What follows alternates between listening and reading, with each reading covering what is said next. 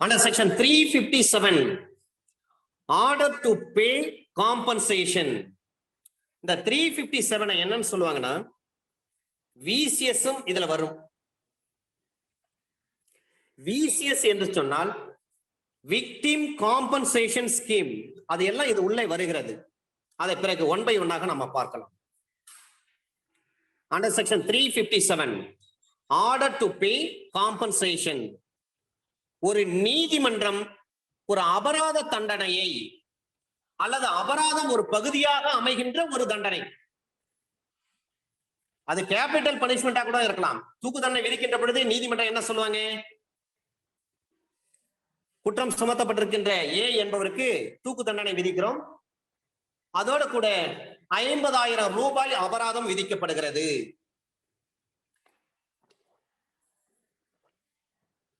தீர்ப்புல அப்படிதான் இருக்கும். அப்ப ஒரு தண்டனை விதிக்கின்ற பொழுதே அபராதத்தையும் சேர்த்து விதிப்பாங்க, அல்லது தண்டனை இல்லாமல், சிறை தண்டனை இல்லாமல் அபராதம் மட்டுமே விதித்திருப்பாங்க. அப்ப அந்த நீதிமன்றம் அந்த தீர்ப்பை பிறப்பிக்கின்ற பொழுது வசூலிக்கப்பட்ட அபராதம் எவ்வளவோ அதை முழுவதுமாகவோ அல்லது அந்த அபராதத்தில் ஒரு பகுதி, 1 லட்ச ரூபாய் காம்பன்சேஷன், 1 லட்ச ரூபாய் வந்து ஃபைன் இம்போஸ் பண்றாங்கன்னு சொன்னா 1 லட்ச ரூபாயில ஒரு 50,000 அல்லது 25,000 அல்லது 75,000 அல்லது 60,000 எது வேண்டுமானாலும் சரி, ஒரு பகுதி அவற்றை பயன்படுத்த முடியுமா என்று சொன்னால் கண்டிப்பா முடியும். ஒரு மர்டர் கேஸ், தூக்கு தண்டனை கொடுத்துட்டாங்க, தூக்கு தண்டனை பிளஸ் ஃபைன் சொல்றாங்க. அந்த ஃபைன் வந்து அப்படியே எடுத்துக்கலாம் அல்லது அதுல ஒரு பகுதி எடுத்துக்கொள்ளலாம். அதை எடுத்து எதற்கு பயன்படுத்துவது? காம்பன்சேஷன் கொடுப்பதற்கு பயன்படுத்தலாம். ஒரு 326 கேபிட்டல் ஏ, ஆசிட் த்ரோவிங். ஆசிட்னா என்ன சொல்றாங்க? கரோசிவ் சப்ஸ்டன்ஸா இருக்கணும். கரோசிவ் சப்ஸ்டன்ஸ் மீன்ஸ் அரித்து எடுக்கக்கூடிய ஒரு பொருள். அது லிக்விடா இருக்கலாம், பவுடரா இருக்கலாம். இதனால் பாதிக்கப்பட்டவங்க இருக்கிறாங்க, அப்ப அவங்களுக்கு காம்பன்சேஷன் கொடுக்கணும். அது மட்டுமல்ல, அவங்களுடைய மெடிக்கல் செலவையும் மீட் பண்ணணும். இது மாதிரியான உத்தரவு வந்து ஒரு நீதிமன்றம் பிறப்பிக்க முடியுமானா தாராளமா பிறப்பிக்க முடியும். அந்த விஷயங்கள் தான் இந்த செக்ஷன்ல வந்து ரொம்ப எலாபரேட்டா நம்ம வந்து we are going to discuss. Under section 357 subsection 1ல சொல்றாங்க, ஒரு நீதிமன்றம் ஒரு அபராத தண்டனையை அல்லது அபராதம் ஒரு பகுதியாக அமைகின்ற ஒரு தண்டனை, அது மரண தண்டனையாக இருக்கலாம், ஆயுள் தண்டனையாக இருக்கலாம், அல்லது 10 வருஷம் சிறை தண்டனையா இருக்கலாம், அல்லது 7 வருஷம் சிறை தண்டனையா இருக்கலாம், 5 வருட சிறை தண்டனையா இருக்கலாம், அல்லது 3 வருட சிறை தண்டனையா இருக்கலாம். இந்த தண்டனையோடு சேர்த்து அபராதம் போட்டிருக்கலாம், அல்லது சிறை தண்டனை எதுவும் விதிக்காமல் நேரடியாக அபராதம் இம்போஸ் பண்ணிருக்கலாம். அப்ப அந்த அபராதத்தை முழுமையா எடுத்து பயன்படுத்திக்கலாம், அல்லது அந்த அபராதத்துல ஒரு குறிப்பிட்ட தொகையை மட்டும் எடுத்து நஷ்ட ஈடாக பயன்படுத்த முடியும். Under section 357 subsection 1 class A, class ஏல சொல்றாங்க, ஒரு குற்ற வழக்கு, ஒரு கிரிமினல் கேஸ் நடத்துவதில் முறையாக செய்யப்பட்ட செலவுகளை கொடுப்பதற்கு அந்த அபராதத்தை எப்படி பயன்படுத்தலாம்னு சொல்றாங்க பாருங்க. ஒரு கிரிமினல் கேஸ் நடத்துறீங்கன்னு சொன்னா அந்த குற்ற வழக்கு நடத்துவதில் முறையாக செய்யப்பட்ட செலவுகளை கொடுப்பதற்கு உத்தரவு போட முடியும். And defraying the expense properly incurred in the prosecution. Under section 357 subsection 1 class B ல சொல்றாங்க, அந்த குற்றத்தை செய்த நபர், அந்த குற்றத்தால் பாதிக்கப்பட்ட நபர் அந்த குற்ற வழக்கை நடத்தி வருவதில் முறையாக செய்யப்பட்ட செலவுகளை கொடுப்பதற்கு. முதல் விஷயம் என்ன சொல்றாங்க? ஒரு கிரிமினல் கேஸ் நடத்துறாங்கன்னா அதுக்கு என்னென்ன செலவாயிருக்கோ அந்த செலவு கொடுப்பதற்கு. இரண்டாவது பாயிண்ட் என்ன சொல்றாங்க? அந்த குற்ற வழக்கை நடத்துவதில் அதுல முறையாக செய்யப்பட்ட செலவிற்காக. In the payment to any person of compensation for any loss or injury caused by the offense. When compensation is in the opinion of the court, recoverable by such person in a civil court. ஒரு குற்றத்தினால பாதிக்கப்பட்டிருக்காங்கன்னு சொன்னா அவங்க மீது என்ன பண்ண வழக்கு போட்டு compensation கொடுங்கன்னு சொல்லி ஒரு சிவில் கோர்ட் மூலமா கூட நம்ம ஒரு வழக்கு போட்டு காம்பன்சேஷனை பெற்றுக் கொள்ள முடியும். Under section 357 subsection 1 clause C ல சொல்றாங்க, A என்ற ஒரு நபர் B என்ற ஒரு நபருக்கு மரணத்தை விளைவித்திருந்தால், மர்டர் பண்ணிருக்காங்க, அல்லது அந்த மர்டர் நடப்பதற்கு குற்ற உடந்தையாக அபெட்டராக இருக்கும் பட்சத்தில் 107 109 ஐபிசி நீங்க மறக்கக்கூடாது. யாராவது தண்டிக்கப்பட்டிருக்கும் பொழுது அது போன்ற மரணத்தினால் ஏற்பட்ட நஷ்டத்திற்கு தண்டனை அளிக்கப்பட்டவரிடம் யாருக்கு எதிராக சிறை தண்டனை விதிக்கப்பட்டிருக்கிறதோ அவரிடமிருந்து, தண்டனை அளிக்கப்பட்ட நபரிடமிருந்து சட்டத்தின்படி உரிமையுடையவர்களுக்கு நஷ்டஈடு தருவோம். அப்படின்னா என்ன அர்த்தம்? ஏ என்ற நபர் பி என்பவர் வந்து மர்டர் பண்ணிட்டார். பியை நம்பிதான் குடும்பங்கள் இருக்கு, பியினுடைய குழந்தைகள் இருக்காங்க, பெண் குழந்தைகள் இருக்காங்க, கை கால் வந்து சற்று பலகீனமானவங்க இருப்பாங்க, உடல் ஊனமற்றவங்களா இருப்பாங்க. அவர் தான் bread winner of the family, டிசீஸ்டா தான் இருப்பாரு. இந்த நேரத்துல அவர் மர்டர் பண்ணிருக்காருன்னா அந்த அக்யூஸ்ட் கிட்ட என்ன பண்ணலாம்? அவருக்கு தண்டனை கொடுத்து அபராதமா என்ன பண்ணலாம்? இம்போஸ் பண்ணலாம். அந்த அபராதத்துல ஒரு பகுதியே, அந்த அபராதம் முழுவதுமோ அல்லது அதில் ஒரு பகுதியை அந்த குடும்பத்தினுடைய டிபெண்டன்ட் இருக்காங்க இல்லைங்களா, அவங்களுக்கு கொடுப்பதற்கு நீதிமன்றம் உத்தரவு பிறப்பிக்கும்.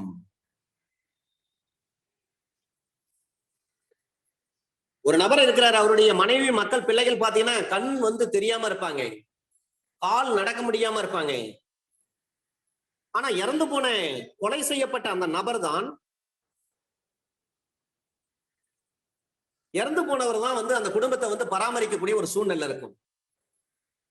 சில நேரங்கள்ல அது மாதிரி நபர்களை வந்து மர்டர் பண்ணிடுவாங்க.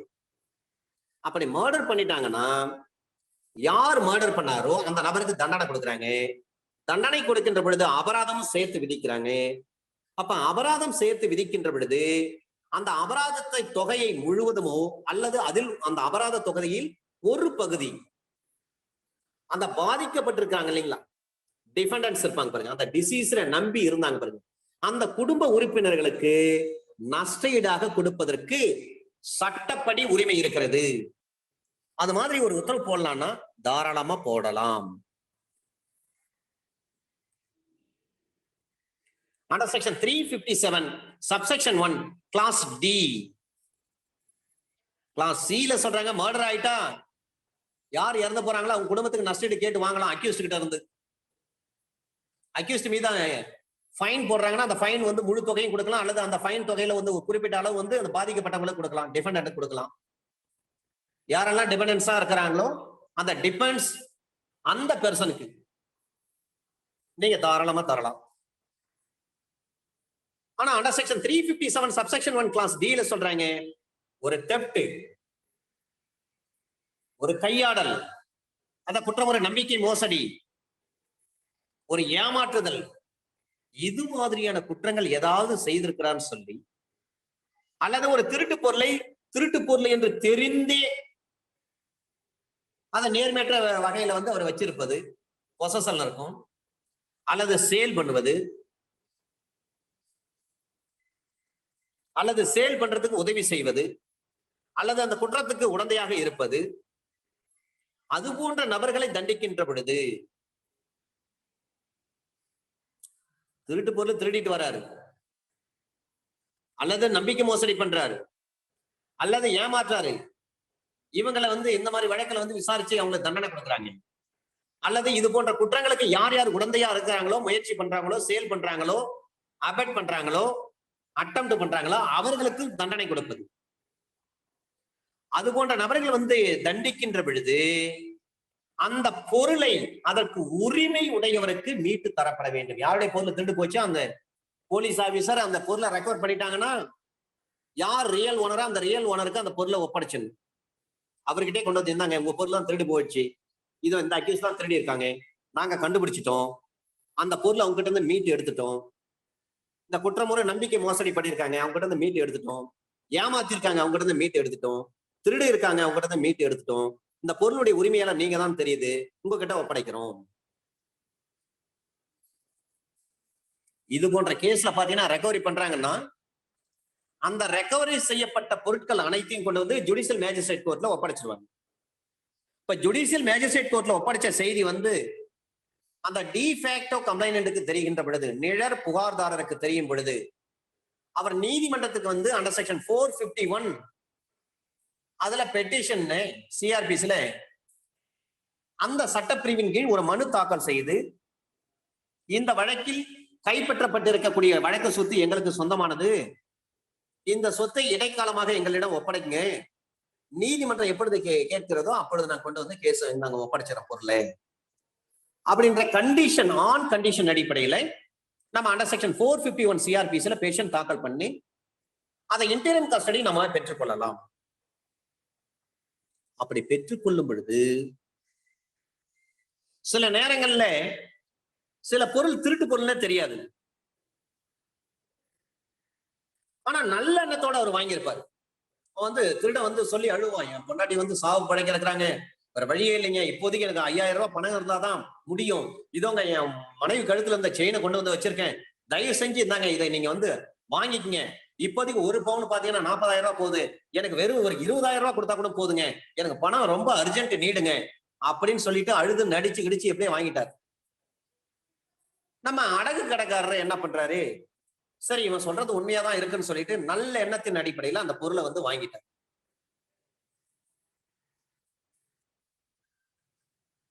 இந்த நேரத்துல வந்து அந்த அக்யூஸ்ட் என்ன பண்றான், வேற ஒரு கேஸ்ல வந்து போலீஸ் கிட்ட மாட்டிட்டான். அந்த திருடரை என்ன செய்ய முடியும், போலீஸ் ஆபீசர் விசாரணை செய்ய வேண்டிய முறையில விசாரணை செய்யறப்ப அவர் வந்து உண்மையை சொல்றாரு, சார் நான் இந்த ஏரியாவில வந்து நான் திருடி இருக்கேன், அந்த திருடப்பட்ட பொருளை வந்து கொண்டு வந்து இவர்கிட்ட ஒப்படைச்சிருக்கேன், இவர் கடையில் தான் நான் சேல் பண்ணேன், நீங்க என்ன கூப்பிட்டு போனீங்கன்னா அந்த பொருளை நான் வந்து உங்ககிட்ட நான் அந்த கடைக்கார காட்டி விடுறேன், அந்த பொருளை நீங்க அங்க இருந்து ரெக்கவர் பண்ண முடியும் அப்படின்னு ஒரு கன்ஃபர்ஷன் ஸ்டேட்மெண்ட் சொல்றாரு. அதை பேஸ் பண்ணி அந்த அக்யூஸ்ட கூப்பிட்டு வந்து அந்த நேரம் அந்த கடைக்கு வராங்க.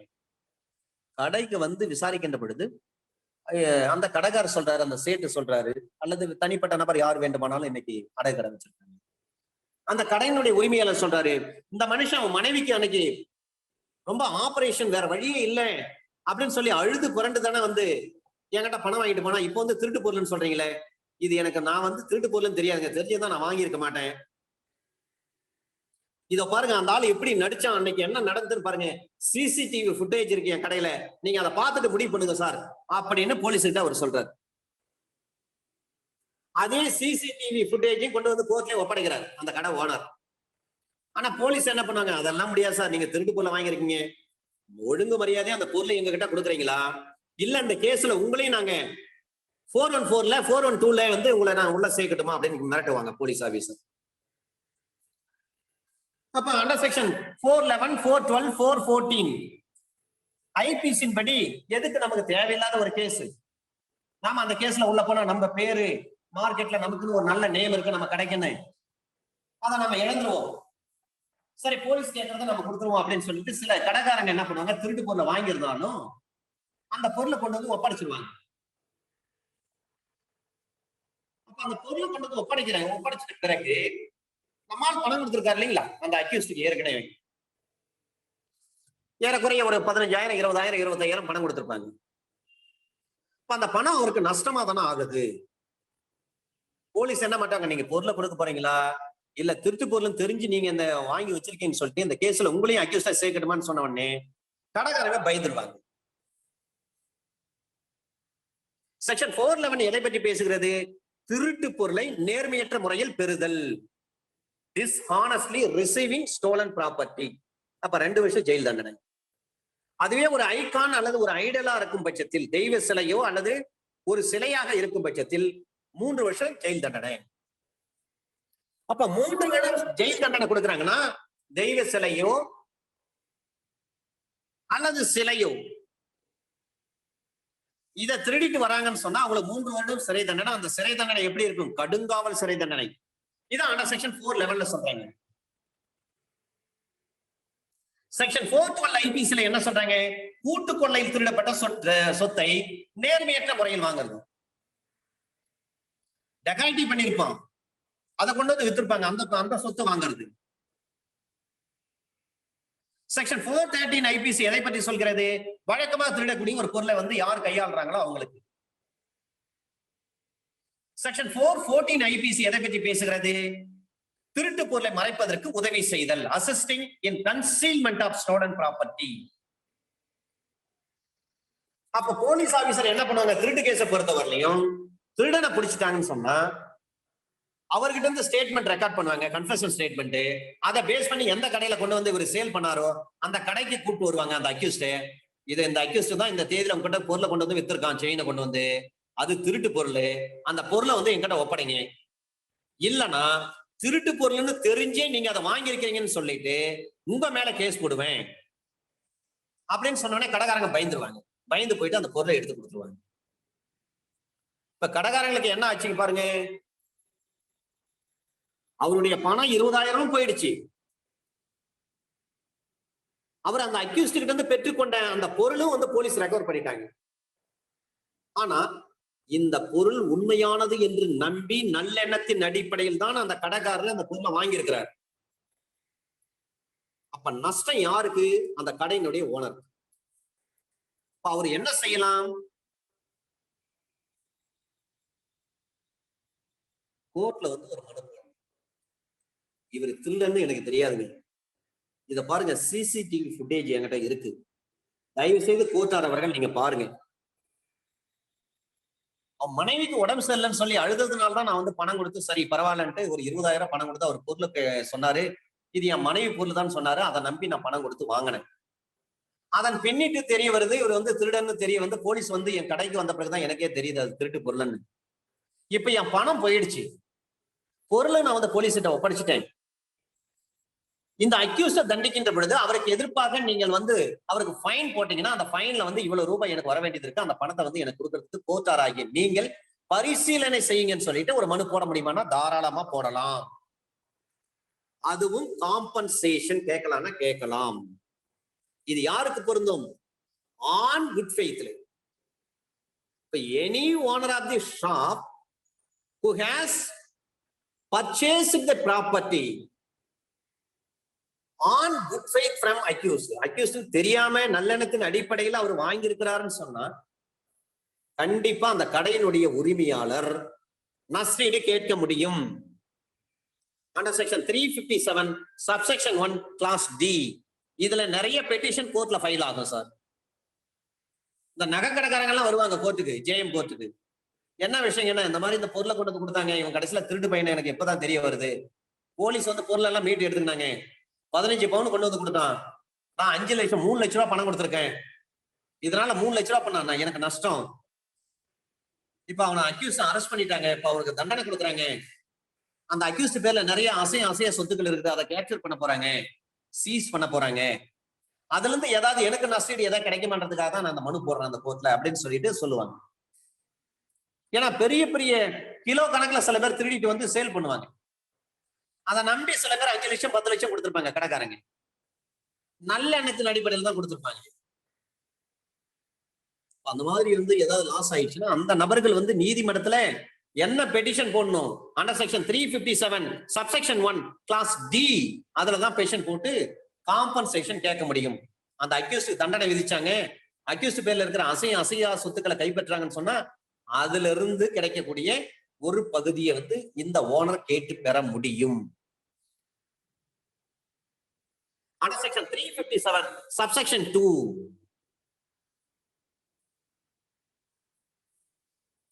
ஒரு வழக்குல வந்து அபராதம் மட்டும் விதிச்சிருக்காங்க. அந்த வழக்கு வந்து அப்பீல் போகுது. அப்பீலுக்கான காலக்கெடு பாக்குறாங்க, 30 நாள் அப்பீல் போகணும்ன்றாங்க. ஆனா 30 நாள் முடிஞ்சு போச்சு, அல்லது 30 நாள் முடியறதுக்கு முன்பாகவே ஒரு அப்பீல் வந்து தாக்கல் செய்யறாங்க. அப்ப அந்த அப்பீல் வந்து டிசைட் பண்ணுவதற்கு முன்பாக நஷ்டஈடு ஏதாவது கொடுக்கணும்னா கொடுக்க வேண்டிய அவசியம் கிடையாது. ஏன்னா suit is pending before appellate court. Appellate கோர்ட்டுடைய தீர்ப்பு வந்த பிறகுதான் நஷ்டஈடை பற்றியே பேச முடியும். அப்பலட் கோர்ட்ல ஒரு கேஸ் பெண்டிங்கா இருக்கிறது. இந்த நேரத்துல எனக்கு நஷ்டஈடு கொடுங்கன்னு சொல்லி கேட்க முடியுமா? கண்டிப்பா கேட்க முடியாது. இன் டைமிங்குள்ள ஒரு அப்பீல் ஃபைல் பண்ணிட்டாங்க. Appeal is bending, still bending before appellate court. Before delivering the judgment, no compensation can be given to the party. Under section 357, subsection 2. ஒரு நீதிமன்றம் வந்து ஒருத்தருக்கு தண்டனை கொடுக்குறாங்க. அந்த தண்டனையில ஒரு பகுதி என்ன பண்றாங்கன்னா அபராதமும் சேர்த்து விதிக்கிறாங்க. அப்ப நீதிமன்றம் அது மாதிரி தீர்ப்பு பகரப்படுகின்ற பொழுது எதிரிக்கு எந்த செயலை செய்தாரோ, எதிரி என்ன அஃபென்ஸ் பண்ணாரோ அதை போலவே தண்டனை அளிக்கப்பட்டிருக்கிறது. அவர் என்ன அஃபென்ஸ் பண்ணாரோ அந்த அஃபென்ஸுக்கு ஏற்ற மாதிரி வந்து தண்டனை.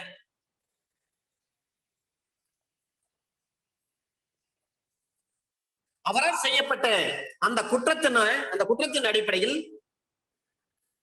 அந்த குற்றத்தின் செய்கையின் காரணத்தினால் யாருக்கேனும் ஒரு நஷ்டமோ ஒரு கேடோ ஏதாவது விளைவிக்கப்பட்டு இருந்தால், அல்லது இவர் தான் இந்த அஃபென்ஸ் பண்ணாரு, இந்த அஃபென்ஸ்னால வந்து நாங்க பாதிக்கப்பட்டிருக்கோம், எங்களுக்கு எவ்வளவோ லாஸ் ஆயிருக்கு,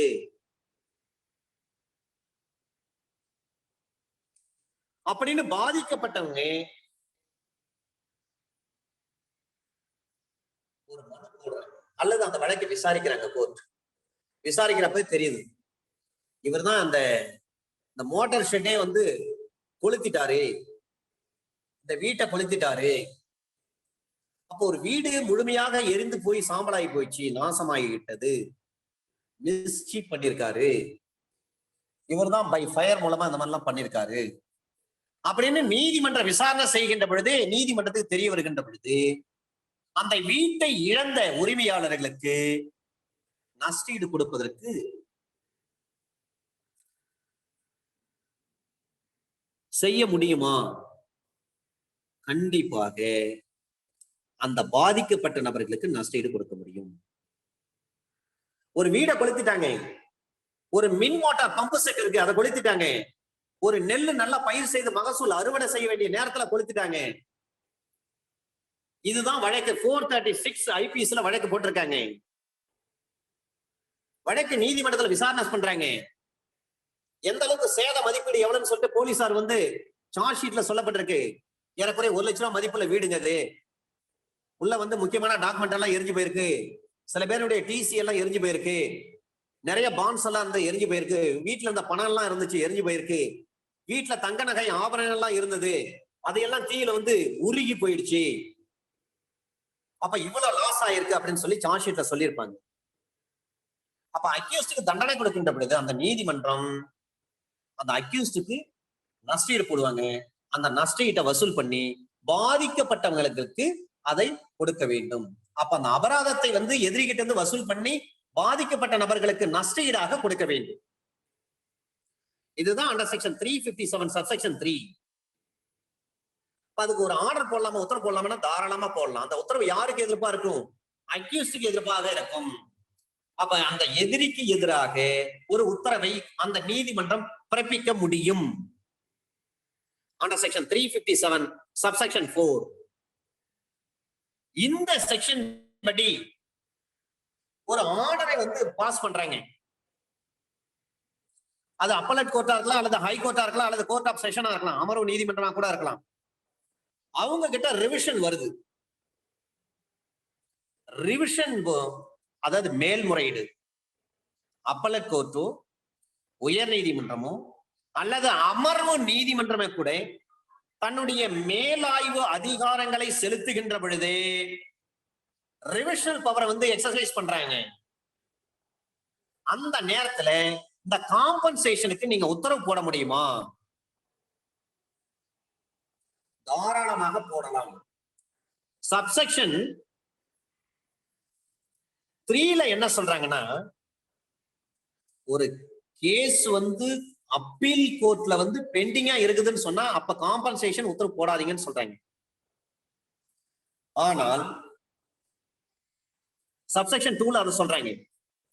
சப்செக்ஷன் 4ல என்ன சொல்றாங்கன்னா, அதே அப்பலட் கோர்ட் அல்லது ஹை கோர்ட் அல்லது செஷன்ஸ் கோர்ட் இங்க ரிவிஷனல் பவரை பயன்படுத்துறாங்க. அப்பீல்ல கேஸ் இருக்குதுன்னா அப்ப வந்து காம்பன்சேஷன் உத்தரவு போடாதீங்க அண்டர் செக்ஷன் 357 சப்செக்ஷன் 2. அதுவே சப்செக்ஷன் 4ல சொல்றாங்க ரிவிஷனல் பவர் 397 சிஆர்பிசி பயன்படுத்துறாங்க. அந்த நேரத்துல அல்லது ரெஃபரன்ஸ் வந்திருக்கு அந்த கேஸ். இப்ப ரெஃபரன்ஸ் வந்திருக்கின்ற பொழுது an order under this section may also be made by an appellate court or by high court or court of session when exercising its power of revision. ரிவிஷனுக்கு வந்திருக்கின்ற பொழுது நீங்க காம்பன்சேஷன் கொடுக்கலாம். அப்பீலுக்கு வந்துருச்சுன்னா பெண்டிங்ல இருக்கிறப்ப காம்பன்சேஷன் கொடுக்க முடியாது. ரிவிஷன் வந்திருந்தால் காம்பன்சேஷன் கொடுக்கலாம். அண்டர் செக்ஷன் 357 சப்செக்ஷன் 2ல சொல்றாங்க அப்பீல் கோர்ட்ல வந்து பெண்டிங்கா இருக்குதுன்னா காம்பன்சேஷன் கொடுக்காதீங்க. அப்பீல் கோர்ட் தீர்ப்பு சொன்ன பிறகுதான் காம்பன்சேஷன் கொடுக்கணும். இதே சப்செக்ஷன் 4ல என்ன சொல்றாங்கன்னா ரிவிஷன் வந்திருக்கிறாரு அப்ப காம்பன்சேஷன் கொடுங்கன்னா தாராளமா கொடுக்கிறதுக்கு உத்தரவு போடலாம் கோர்ட்டார்.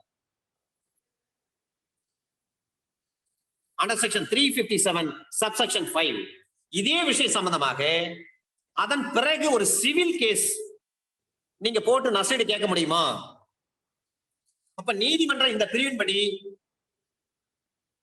நஷ்டஈடாக செலுத்தப்பட்ட அல்லது வசூலிக்கப்பட்ட தொகை அதை வந்து கணக்கில் எடுத்துக்கொள்ள வேண்டுமா வேண்டாமா என்று சொன்னால் அவற்றை கணக்கில் எடுத்துக்கொள்ள வேண்டும். சிவில் சூட் போட்டீங்க, நஷ்டஈடு கேட்கறீங்க, கேட்க முடியுமா? கேட்க முடியும். எடுத்துக்காட்டு என்ஐ ஆக்ட் 138 செக் கேஸ் நீங்க போட்டிருக்கீங்க, மேஜிஸ்ட்ரேட் கோர்ட்ல வந்து பெண்டிங்கா இருக்கு. போலீஸ் ஸ்டேஷன்ல அதே செக்கை காட்டி நீங்க எஃப்ஐஆர் போட முடியுமா? தாராளமா எஃப்ஐஆர் போட முடியும். அதே செக்கை கொண்டு போயிட்டு சிவில் கோர்ட்ல போட்டு நீங்க காம்பன்சேஷன் கேட்க முடியுமா? தாராளமா கேட்க முடியும். செக் கேஸுக்கு மட்டும்தான் அந்த பவர் கொடுத்திருக்கிறாங்க. ஒரே செக்கை வச்சுட்டு 3 இடத்துல வழக்கு தொடுக்க முடியும். ஒன்று போலீஸ் கம்ப்ளைண்ட், இன்னொன்று பிரைவேட் கம்ப்ளைண்ட், மூன்றாவது சிவில் கோர்ட்லயும் நம்ம கேட்கலாம். செக் கேஸுக்கு மட்டும்தான் அது பொருந்தும். இப்ப செக் கேஸ் நீங்க வச்சுட்டு என்ன பண்றீங்க? கிரிமினல் கோர்ட்ல ஏற்கனவே பெண்டிங்கா இருக்கு. அந்த செக்கை வச்சுட்டு நீங்க சிவில் கோர்ட்ல போயிட்டு காம்பன்சேஷன் கேட்க முடியுமானா தாராளமா கேட்கலாம். இதுக்கு இடையில வந்து ஜேஎம் கோர்ட்ல அந்த அக்யூஸ்ட் செக் கேஸ்ல அக்யூஸ்ட் அவரிடம் இருந்து வசூலிக்கப்பட்ட அந்த தொகை அத கணக்கில் எடுத்துனா கண்டிப்பா கணக்கில் எடுத்துக்கொள்ள வேண்டும். அல்லது அந்த அக்யூஸ்ட் வந்து நஷ்டஈடா கட்டி இருக்கிறார், பணத்தை செலுத்தி இருக்கிறார் கோர்ட்ல, அதை கணக்கில் எடுத்துக்கொள்ள வேண்டும் என்றால் கணக்கில் எடுத்துக்கொள்ள வேண்டும். சுருக்கமாக சொன்னா அக்யூஸ்ட் கிட்ட இருந்து வசூல் பண்ணப்பட்ட பணம் அதை கணக்கில் எடுத்துக்கொண்டு சிவில் சூட் நீங்க போடுறீங்க. இந்த மாதிரி வந்து ஜேஎம் கோர்ட்ல வந்து அவர் இவ்வளவு பணம் வந்து இம்போஸ் பண்ணியிருந்தாங்க, அவ்வளவு பணத்தை வந்து கட்டிட்டாருங்க, அந்த பணத்தை எனக்கு வந்து நஷ்டஈடா வந்து பெற்றுதாங்க அப்படின்னு சொல்லி சிவில் கோர்ட்ல நீங்க ஒரு சூட்டு போறீங்கன்னா அந்த சூட்டு செல்லும். இதற்கு நிறைய கேஸ் லாஸ் இருக்கு சார். அவ்வளவு கேஸ் லாஸ் எல்லாம் உங்களுக்கு கொடுக்க முடியாது. ஏன்னா இது அவ்வளவு முக்கியமான ஒரு சட்டப்பிரிவு. இது ஏறக்குறைய 100 கேஸ் லாஸ் மேல இருக்கு. இதுல ஒரே ஒரு கேஸ் லாஸ் மட்டும் நீங்க சிம்பிளா குறிச்சீங்க. ஒரு பெண் வந்து பாதிக்கப்பட்டிருக்காங்க. அப்ப பாதிக்கப்பட்ட பெண்ணுக்கு வந்து அபராத தொகையிலிருந்து இழப்பீடு ஏதாவது வழங்குவதற்கு ஒரு உத்தரவு போட்டிருக்காங்க. ஏன்னா பாதிக்கப்பட்ட பெண் அவங்கதான் வந்து விக்டிம். அக்யூஸ்ட் கிட்ட என்ன பண்றாங்க? ஃபைன் இம்போஸ் பண்றாங்க. அந்த ஃபைன் அமௌண்ட்ல இருந்து காம்பன்சேஷனா இந்த விக்டிம்க்கு கொடுங்க அப்படின்னு சொல்லி ஒரு உத்தரவு போட முடியுமானா கண்டிப்பா முடியாது. ஆனால் அபராதம் என்பது அந்த தண்டனையின் ஒரு பகுதியாக இருக்கும் போது அதனை சிஆர்பிசி அண்டர் செக்ஷன் 357 சப்செக்ஷன் 3 இன் கீழ் இழப்பீடாக வழங்க முடியுமானா வழங்க முடியாது. அதாவது பாதிக்கப்பட்ட பெண்ணுக்கு அபராத தொகையிலிருந்து இழப்பீடு வழங்குவதற்கு உத்தரவிடப்பட்டிருந்தால் அதனை வழங்க முடியாது. அபராதம் தண்டனையின் ஒரு பகுதியாக இருக்கும் பொழுது அதனை சிஆர்பிசி அண்டர் செக்ஷன் 357 சப்செக்ஷன் 3 இன் கீழ் காம்பன்சேஷனாக வழங்க முடியாது. ஆனால் ஒரு விஷயத்தை நீங்க நன்றாக புரிந்து கொள்ள வேண்டும். ஒரு வழக்குல காம்பன்சேஷனும் ஃபைனும் ஒருங்கே இணைந்து போட முடியாது.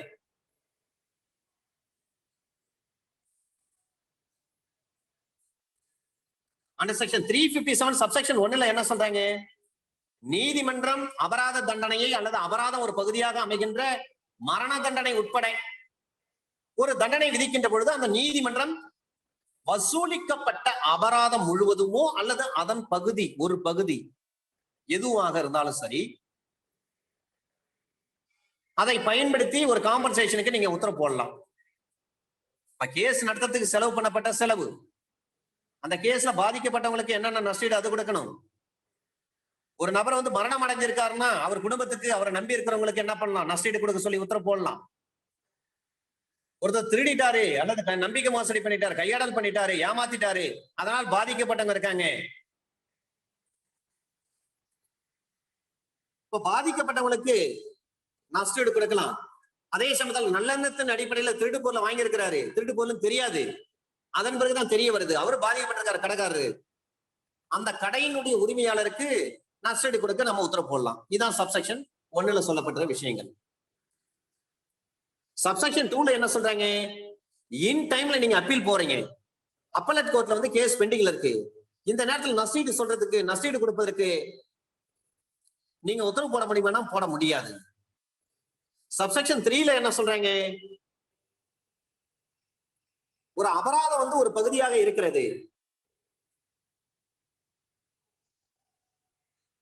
ஒரு கோர்ட்டு ஒரு தண்டனை கொடுக்குறாங்க, அந்த தண்டனையில வந்து அபராதம் வந்து ஒரு பகுதியாக இல்லை, வெறும் தண்டனை மட்டும்தான் கொடுக்குறாங்க, ஃபைன் இம்போஸ் பண்ணல. இது போன்ற நேரத்துல அந்த நீதிமன்றம் தீர்ப்பு பிறப்பிக்கின்ற பொழுது அந்த எதிரி எந்த அஃபென்ஸ் பண்ணாரோ அதன்படி அவருக்கு எவ்வாறு தண்டனை அளிக்கப்பட்டுள்ளதோ அந்த அஃபென்ஸின் மூலமாக அல்லது அதன் காரணத்தினால் யாருக்கு நஷ்டமோ அல்லது கேடோ ஏதாவது ஏற்பட்டிருந்தால் அந்த நஷ்டத்தை அனுபவிக்கிற அல்லது அந்த கேட்டை அனுபவிக்கிற ஒரு நபருக்கு என்ன பண்ணலாம்? நஷ்டஈடு கொடுக்கணும் வகையில அந்த எதிரி என்ன பண்ணலாம்? ஒரு உத்தரவு போடலாம். நீங்க செஞ்ச அந்த திருட்டுனாலதான் அவருக்கு இவ்வளவு லாஸ் ஏற்பட்டிருக்கு, நீங்க வீடு கொளுத்தினால்தான் அந்த வீட்டினுடைய உரிமையாளருக்கு இவ்வளவு லாஸ் ஏற்பட்டிருக்கு, அதனால நீங்க வந்து அவங்களுக்கு நஷ்டஈடு கொடுக்கணும்னு சொல்லிட்டு அக்யூஸ்டுக்கு எதிர்ப்பா ஒரு ஆர்டர் பாஸ் பண்ணா அண்டர் செக்ஷன் 357 சப்செக்ஷன் 3ல. சப்செக்ஷன் 4ல என்ன சொல்றாங்க? ரிவிஷனல் கோர்ட் இருக்கும் பட்சத்தில் அப்ப அந்த ரிவிஷனல் கோர்ட் என்ன பண்ணலாம்? அது ஹைகோர்ட்டா இருக்கலாம், செஷன்ஸ் கோர்ட்டா இருக்கலாம், காம்பன்சேஷன் உத்தரவு போட முடியும். ஆனா சப்செக்ஷன் 2ல வந்து பெண்டிங்ல இருக்கு, கேஸ் பெண்டிங்ல இருக்குன்னு சொன்னா அப்ப காம்பன்சேஷன் உத்தரவு போட முடியாதுன்னு சொல்றாங்க. சப்செக்ஷன் 5ல என்ன சொல்றாங்க? ஒரு நீதிமன்றம் ஒரு குறிப்பிட்ட நேரத்துல ஒரு வழக்கை விசாரிச்சு தீர்ப்பு சொல்றாங்க, இத பேஸ் பண்ணி ஒருத்தர் வந்து சிவில் கோர்ட்ல வந்து ஒரு நஷ்டஈடு வேண்டும் சொல்லி கேஸ் போட முடியுமானா தாராளமா போட முடியும். இதுதான் இந்த 5 சட்டப்பிரிவுகள். இந்த 5 சட்டப்பிரிவுகள்லயும் நிறைய விஷயங்கள் இருக்கு, நிறைய கேஸ் லாஸ் இருக்கு. ஒரே ஒரு கேஸ் லாஸ் மட்டும் நீங்க குறிச்சீங்க சார்.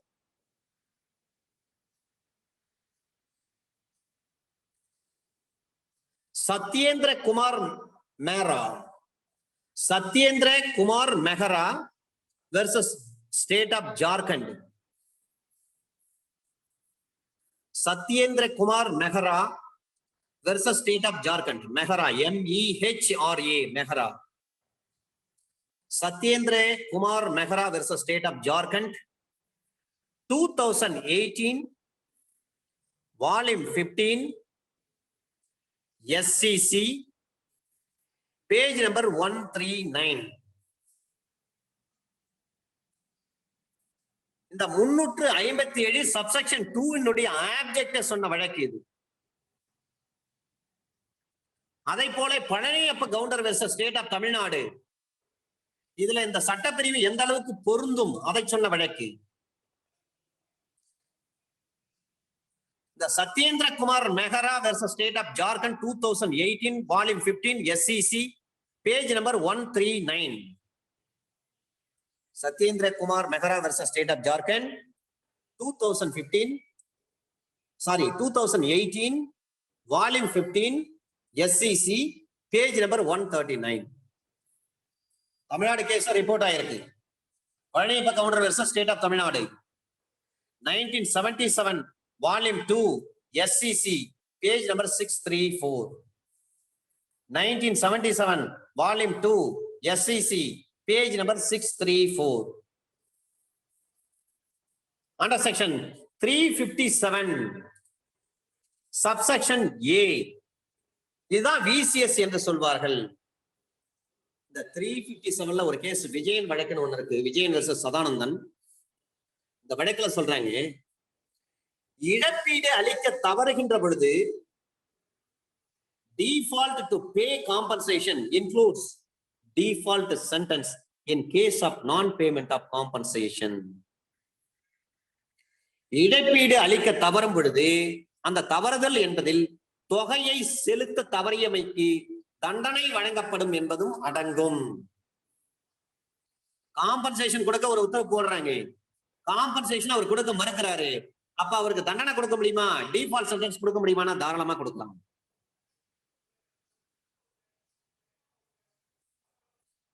இழப்பீடு வழங்குவதற்கு உத்தரவிடவும் இழப்பீடு செலுத்த தவறினால் தண்டனை அளிப்பதற்கும் நீதிமன்றத்திற்கு அதிகாரம் இருக்கிறது. Vijayan versus Sadanandan 2009 volume 3 MLJ criminal page number 1001 supreme court. Compensation உத்தரவு போடுறாங்கன்னா அந்த உத்தரவு கீழ்ப்படிஞ்சு நடக்கணும். காம்பன்சேஷன் உத்தரவு போட்டு அந்த காம்பன்சேஷன் கொடுக்காம இருக்கிறாரு சொன்னா அவருக்கு டிஃபால்ட் சென்டென்ஸ் கொடுக்க முடியுமானா தாராளமா கொடுக்க முடியும். Vijayan versus Sadanandan 2009 volume 3 MLJ criminal page number 1001 supreme court. Under section 357 capital A.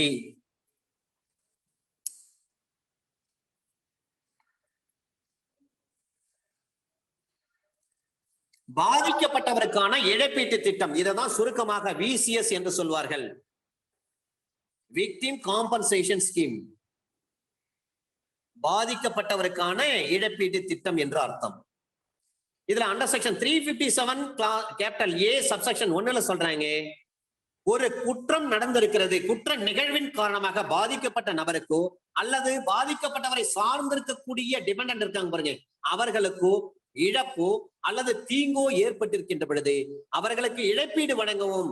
அது மட்டுமல்ல, இன்னொரு வார்த்தையை சேர்த்து சொல்லிட்டாங்க, புனரமைப்பு செய்ய வேண்டும், மறுசீரமைப்பு செய்ய வேண்டும். இதுதான் ரிஹாபிலிட்டேஷன் என்று ஆங்கிலத்தில் சொல்வார்கள். ரிஹாபிலிட்டேஷன் ஒர்க், சுனாமி வந்து விட்டது, கடற்கரை ஓரம் இருந்த மீனவ குடும்பங்கள் தன்னுடைய வாழ்வாதாரத்தை இழந்துட்டாங்க, போட்டு கடல்ல அடிச்சுட்டு போயிடுச்சு, வலைகள் வீணாய் போயிடுச்சு, வீடுகள் சேதமடைந்து விட்டது, எந்த ஒரு கருவிகளும் அவங்க கிட்ட கிடையாது, வெறும் கட்டின புடவையோட இருக்காங்க, கட்டிய சேலை வேட்டியோட இருக்கிறாங்க. அப்ப அவங்களுக்கு என்ன செய்ய முடியும்? புனரமைப்பு செய்ய முடியும். இது அரசாங்கத்துடைய கடமை. ரிஹாபிலிட்டேஷன், ஏற்கனவே நல்ல வீடு வாசல் போட்டு நல்ல வலையெல்லாம் வச்சுட்டு இருந்தாங்க, இப்ப இந்த பெரிய சுனாமி வந்தது, எல்லாத்தையும் இழந்துட்டாங்க. அப்ப அரசாங்கம் என்ன பண்ணும்? அவங்களுக்கு போட்டு வாங்குறதுக்கு கடன் உதவி அளிக்கணும், பேங்க் மூலமா. அவங்களுக்கு வலைகளை வாங்கி கொடுப்பாங்க, அவங்களுக்கு வீடு கட்டி கொடுப்பாங்க, பழைய நிலைக்கு கொண்டு வருவது. அதுக்கு பேர் தான் புனரமைப்பு அல்லது மறுசீரமைப்பு. இதைத்தான் ஆங்கிலத்தில் ரிஹாபிலிட்டேஷன் என்று சொல்வார்கள். இங்க சொல்றாங்க அண்டர் செக்ஷன் 357 கேபிட்டல் ஏல சொல்றாங்க, ஒரு குற்றத்தால் பாதிக்கப்பட்ட நபருக்கு மறுசீரமைப்பு செய்ய வேண்டும், அவங்களுக்கு நஷ்டீடு கொடுக்க வேண்டும், அவங்களுக்கு ரிஹாபிலிட்டேஷன் செய்து கொடுக்க வேண்டும், அல்லது அது மட்டுமல்ல நஷ்டீடும் கொடுக்க வேண்டும். அல்லது ஒரு குற்றத்தினால் பாதிக்கப்பட்டவர் இறந்து போயிருப்பாங்க, அவரை நம்பி அந்த குடும்பத்துல 4 பேர் 5 பேர் 3 பேர் இருப்பாங்க, அந்த நபர்களுக்கு காம்பன்சேஷன் கொடுங்க, அவங்களுக்கு ரிஹாபிலிட்டேஷன் கொடுங்க. சம்டைம்ஸ் பாத்தீங்கன்னா இப்ப தமிழக அரசு அறிவிச்சிருக்கிறாங்க, கொரோனாவால் தாய் தந்தையை இழந்த பெற்றோரை இழந்த குழந்தைகளுக்கு அரசாங்கம் எல்லா செலவும் நாங்களே ஏத்துக்கிறோம், அவங்களுக்கு 5 லட்சம் ரூபாய் பணம் கொடுக்குறேன்னு சொல்றாங்க. அது எதற்காக? ஏற்கனவே இருந்த நிலை இப்பொழுது இல்லை. ஏற்கனவே பெற்றோர் கூட வசித்திருந்த அந்த குழந்தை இப்போது பெற்றோர்களை இழந்து விட்டது. அந்த குழந்தைகளுக்கு பாதிப்பு ஏற்பட்டிருக்கு. எனவே அந்த பாதிப்பை சரி செய்வதற்காக அவர்களுக்கு ரெஹாபிலிட்டேஷன் ஒர்க் பண்ணி கொடுக்குறாங்க. இது கவர்மெண்ட் பாலிசி. அதை போல ஒரு கொலை நடந்து விட்டது. இறந்து போன ஒரு குடும்பத்துல 4 பேர் இருக்கிறாங்க. இறந்து போனவர் மட்டும்தான் அந்த குடும்பத்தினுடைய பிரெட் வின்னர். அவர் தான் சம்பாதிக்கும் திறனுடைய நபர். அவர் இல்லைன்னா அந்த குடும்பத்தை நடத்த முடியாது. சின்ன சின்ன குழந்தைகளா இருக்கிறாங்க. அப்ப அந்த பிள்ளைகளுக்கு நஷ்டீடு கொடுக்கணுமா? கண்டிப்பா கொடுத்தாக வேண்டும். அவங்கதான் பாதிக்கப்பட்டவங்க. அவங்களுக்கு ரெஹாபிலிட்டேஷன் ஒர்க் கண்டிப்பா நம்ம செய்து கொடுக்க வேண்டும். அது நிதி உதவியா இருக்கலாம். அந்த நிதி உதவிக்கான திட்டம் தான் சார் இது.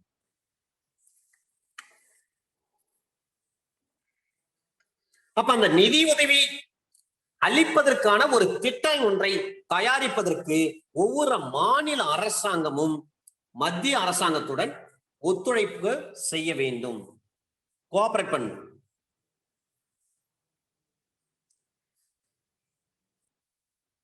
Every state government in coordination with the central government shall prepare a scheme for providing funds for the purpose of compensation to the victim or his dependents who have suffered loss or injury as a result of the crime and who require rehabilitation.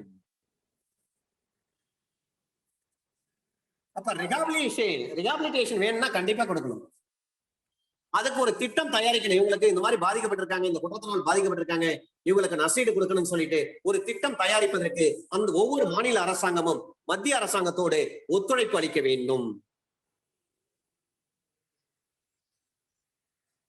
Under section 357 capital A subsection 1. இப்ப subsection 2ல சொல்றாங்க, அது போன்ற ஒரு இழப்பீட்டுக்காக ஒரு நீதிமன்றம் சிபாரிசு பண்ணுவாங்க. Court தான் தீர்ப்பு சொல்றப்ப என்ன பண்ணுவாங்க, அந்த தீர்ப்புல இவங்களுக்கு நஷ்டீடு கொடுக்கணும்னு சொல்லிட்டு ஒரு வரிய தீர்ப்புல எழுதுவாங்க. அப்புறம் யார் ரெக்கமெண்டேஷன் பண்ணணும்? கோர்ட். அந்த கோர்ட் ரெக்கமெண்டேஷன் யாருக்கிட்ட பண்ணுவாங்க? டிஎல்எஸ் கிட்ட பண்ணணும். அப்ப டிஎல்எஸ் என்பது என்னது? டிஸ்ட்ரிக்ட் லீகல் சர்வீசஸ் அத்தாரிட்டி, மாவட்ட சட்ட பணிக்குழு. அப்ப மாவட்ட சட்ட பணிகள் குழு அவங்க கிட்ட தான் என்ன பண்ணுவாங்க? ரெக்கமெண்ட் பண்ணுவாங்க கோர்ட். அப்படி இல்லைன்னா ஸ்டேட் லீகல் சர்வீசஸ் அத்தாரிட்டி இருக்கு பாருங்க, மாநில சட்ட பணிகள் குழு, அவங்க கிட்ட ரெக்கமெண்ட் பண்ணணும். எதன் அடிப்படையில? சப்செக்ஷன் 1ல என்ன சொல்றாங்க? ஒரு ஸ்கீம் கொண்டு வாங்க, நிதியுதவி அளிப்பதற்கான ஒரு ஸ்கீம். அது ஒவ்வொரு மாநில அரசும் என்ன பண்ணும்? மத்திய அரசுக்கு ஒத்துழைப்பு தந்து அந்த ஸ்கீமை எக்ஸிக்யூட் பண்ணுங்கன்னு சொல்றாங்க. அதன்படி அந்த திட்டத்தின் கீழ் வழங்கத்தக்க இழப்பீடு எவ்வளவு என்பதை முடிவு செய்ய வேண்டும். நீதிமன்ற தீர்ப்பு வழங்குறப்ப என்ன பண்ணுவது? பாதிக்கப்பட்டவங்களுக்கு நஷ்டீடு கொடுக்கணும் அப்படின்னு சொல்றாங்க. அப்ப அந்த நீதிமன்றம் யார்கிட்ட ரெக்கமெண்ட் பண்ணுவாங்க? டிஸ்ட்ரிக்ட் லீகல் சர்வீசஸ் அத்தாரிட்டி, மாவட்ட சட்டப்பணிகள் குழு. மாவட்ட சட்டப்பணிகள் ஆணைக்குழு கிட்ட அவங்க என்ன பண்ணுவாங்க? ரெக்கமெண்ட் பண்றாங்க. அப்ப மாவட்ட சட்டப்பணிகள் ஆணைக்குழு என்ன பண்ணுவாங்கன்னா, எவ்வளவு அவங்களுக்கு காம்பன்சேஷன் தரணும் பாதிக்கப்பட்டவங்களுக்கு, விக்டிம்க்கோ அல்லது டிபெண்டன்ஸ்க்கோ, அவங்க தான் முடிவு பண்ணணும். சப்செக்ஷன் 3ல சொல்றாங்க, ஒரு வழக்கை விசாரிச்சு முடிச்சுட்டாங்க. அந்த வழக்கு விசாரணையுடைய முடிவுல என்ன சொல்றாங்கன்னா, அந்த வழக்கை யார் விசாரிச்சாங்களோ, எந்த கோர்ட் விசாரிச்சிருக்கிறாங்களோ, இப்ப பாதிக்கப்பட்டவருக்கு மறுவாழ்வுக்காக அண்டர் செக்ஷன் 357 இதுல சொல்லப்பட்டிருக்கக்கூடிய இழப்பீட்டு தொகை போதுமானதாக இல்லாத பட்சத்தில் அந்த வழக்கு விடுதலையில் முடிந்தாலோ அல்லது குற்றவாளி விடுவிக்கப்பட்டு இருந்தாலோ பாதிக்கப்பட்டவனுடைய மறுவாழ்வுக்காக இழப்பீடு வழங்கும்படி நீதிமன்றம் சிபாரிசு பண்ணலாம். கேஸ விசாரிக்கிறாங்க செஷன்ஸ் கோர்ட். விசாரிக்கிறப்ப என்ன பண்றாங்க? 357ல ஒரு உத்தரவு பாஸ் பண்றாங்க, பாதிக்கப்பட்டவங்களுக்கு காம்பன்சேஷன் கொடுங்கன்னு சொல்றாங்க. அப்ப அந்த காம்பன்சேஷன் போதுமானது இல்லையா? ஆடிக்யூட்டா இன்ஆடிக்யூட்டான்னு பார்க்கணும். ஆடிக்யூட்டா இல்லை, சொற்ப தொகை கொடுத்திருக்காங்க. 1 கோடி ரூபாய் மதிப்புல ஒரு வீட்டை கொளுத்திருப்பாங்க. ஆனா வெறும் 50,000 ரூபாய் மட்டும் நஷ்டஈடா கொடுக்குறாங்க. இந்த மாதிரி சூழ்நிலை வீட்டினுடைய உரிமையாளருக்கு எவ்வளவு மனசு கஷ்டப்படும்? அப்ப நீதிமன்றம் அதை புரிந்து கொள்ளும் இல்லைங்களா? இந்த தொகை போதுமான தொகையாக இல்லை.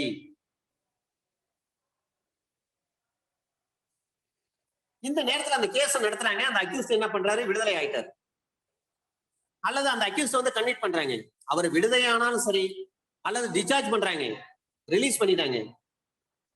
அந்த கேஸ்ல இருந்து அக்யூட்டல் ஆனாலும், டிஸ்சார்ஜ் ஆனாலும், ரிலீஸ் ஆனாலும் ஒன்றும் பிரச்சனை கிடையாது. பாதிக்கப்பட்டவருடைய மறு வாழ்வுக்காக இழப்பீடு வழங்கும்படி நீதிமன்றம் ரெக்கமெண்ட் பண்ணலாம்னா தாராளமா பண்ணலாம் sir. Under section 357 capital A subsection 4ல சொல்றாங்க, ஒரு அஃபென்ஸ் நடந்திருக்கு, அவரை கண்டுபிடிக்க முடியல.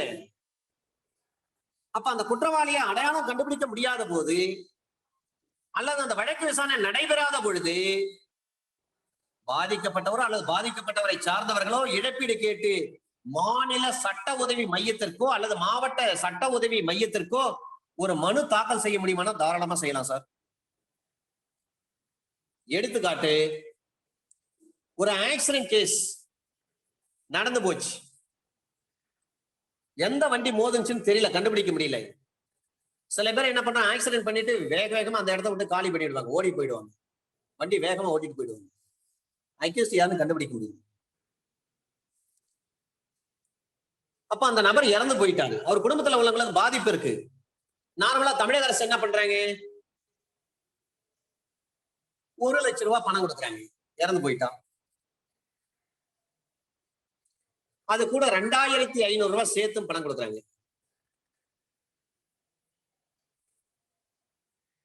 அந்த 2250 ரூபான்றது எதுக்காகனா 2500 ரூபாய் வரை கொடுக்குறாங்க. அந்த 2250 ரூபாய் மினிமம் கரெக்டா கொடுக்குறாங்க.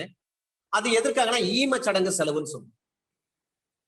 அந்த 1 லட்சம் ரூபாய் என்பது ஆக்சிடென்ட்ல யார் இறந்து போறாங்களோ அவங்களுக்கு மாநில அரசாங்கம் கொடுக்குற பணம். அது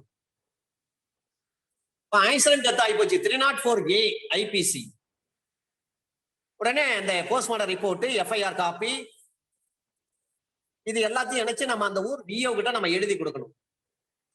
அந்த விஓ என்ன பண்ணுவார், ரெக்கமெண்ட் பண்ணி அதை அனுப்புவாரு. அது டிஸ்ட்ரிக்ட்டுக்கு போகும். அங்க இருந்து மாநில அரசாங்கம் ஒரு ஃபண்ட் வச்சிருப்பாங்க, அந்த ஃபண்ட் தான் நம்ம கொடுப்பாங்க. ஒரு செக் கொடுப்பாங்க. டோட்டலி பாத்தீங்கன்னா அந்த செக்ல 1,02,500 ரூபான்னு இருக்கும். அப்படி இல்லைன்னா 1,02,250 ரூபான்னு இருக்கும்.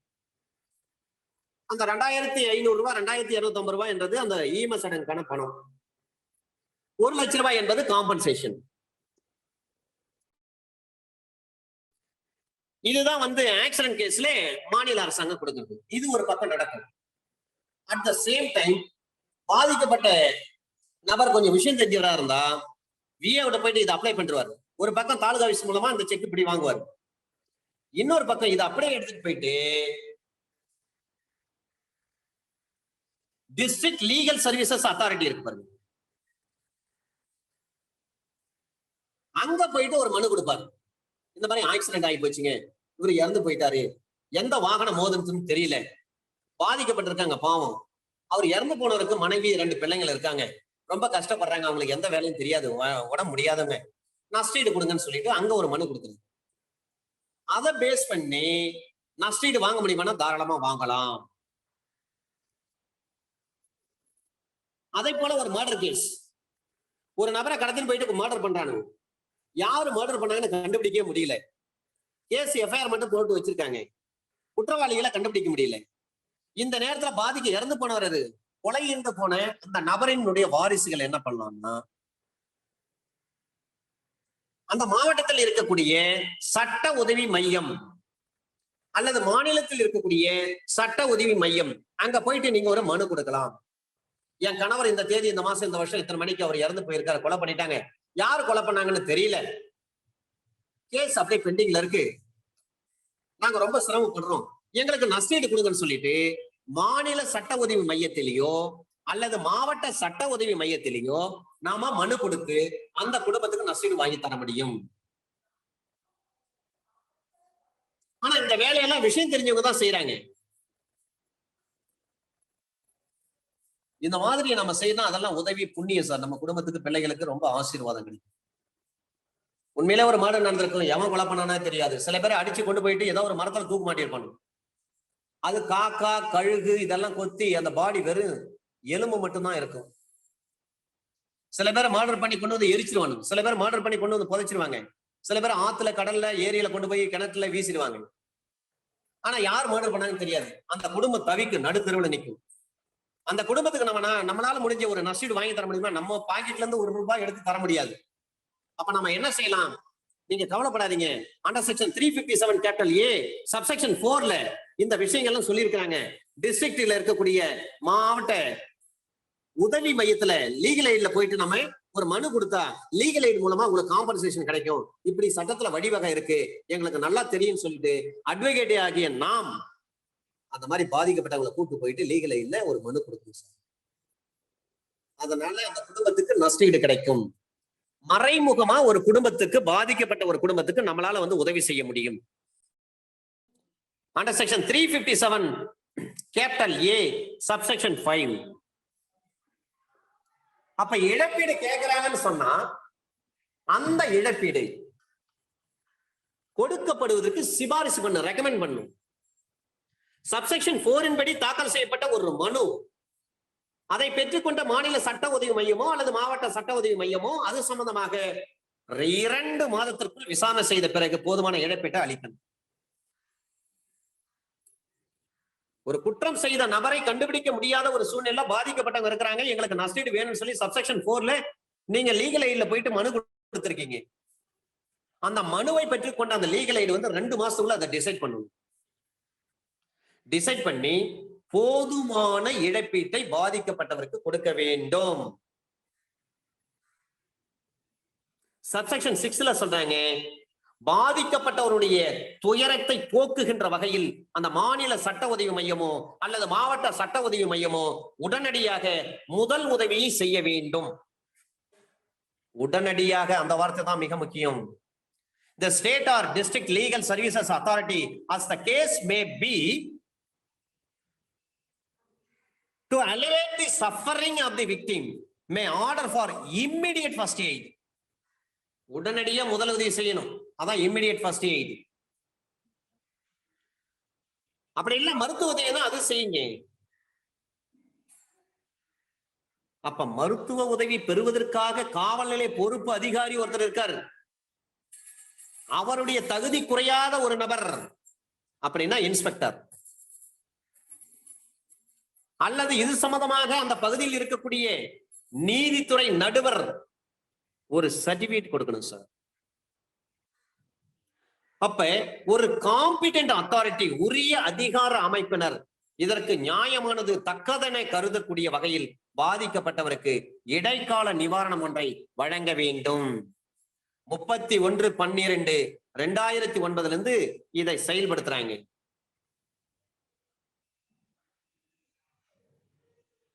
இப்ப பாதிக்கப்பட்டவருடைய துயரத்தை போக்குகின்ற வகையில் ஒரு மாநில சட்ட உதவி மையமோ அல்லது மாவட்ட சட்ட உதவி மையமோ உடனடியாக முதல் உதவி செய்ய வேண்டும். அப்படி இல்லைன்னா மருத்துவ உதவியாவது செய்யணும். அப்ப அந்த மாதிரி மருத்துவ உதவி நீங்க செய்யறீங்கன்னு சொன்னா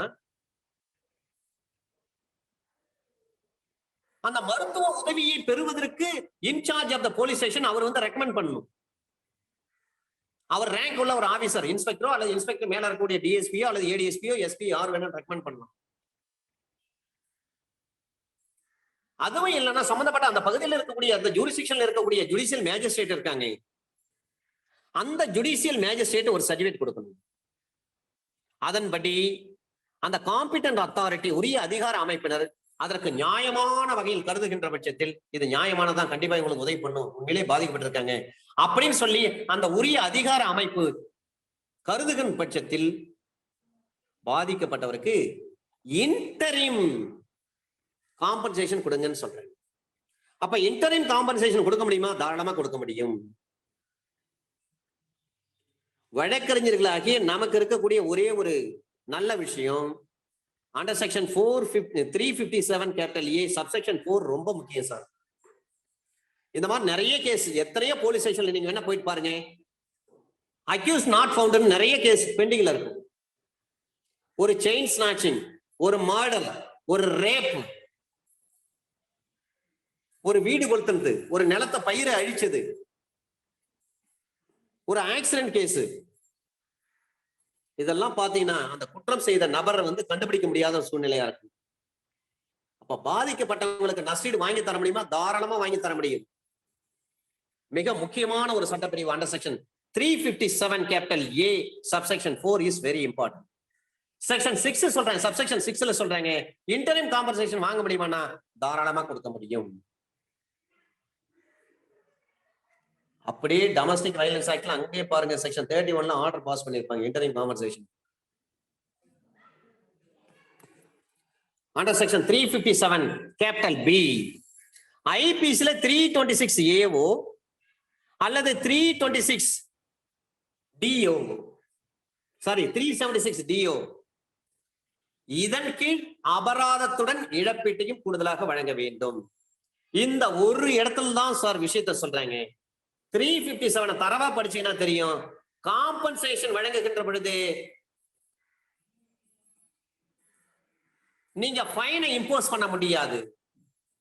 ஃபைனையும் காம்பன்சேஷன் ஒரே ஒருத்தர் போட முடியாது. ஆனால் அண்டர் செக்ஷன் 357 தான் செய்ய முடியாது. ஆனா 357 கேபிட்டல் B ல சொல்றாங்க 326AO அல்லது 376DO. இப்ப இதுல நிறைய மாற்றங்கள் வந்துச்சு. 2019 ஆக்ட்ல நிறைய அமெண்ட்மெண்ட் வந்துருச்சு. 376AB, 376DB, இதுக்கு எல்லாம் தூக்கு தண்டனை கொடுங்க. அண்டர் செக்ஷன் 357 கேபிட்டல் B ல சொல்றாங்க அபராதமும் போடலாம், இழப்பீடும் போட முடியும்.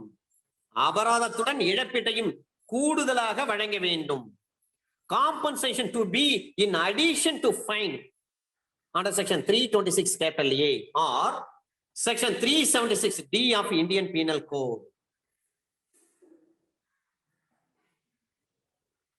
ஒரு கேங் ரேப் எல்லாம் இருக்கு, பாதிக்கப்பட்டிருக்கிறாங்க. அப்ப அபராதம் வழங்க முடியுமா? இழப்பீடு வழங்க முடியுமா? வழங்க முடியும். இப்ப ஐபிசில வந்து 326A 326A எதை பற்றி பேசுகிறது? Acid throwing. 376D இதையெல்லாம் எதை பற்றி பேசுகிறது? ஒரு ரேப், கேங் ரேப். இப்ப இதனால் பாதிக்கப்பட்ட பெண்ணிற்கு இழப்பீடு வழங்க வேண்டும். கூடுதலாக அபராதம் போட்டு அந்த அபராதத்துடன் இழப்பீடும் சேர்த்து வழங்க வேண்டும்.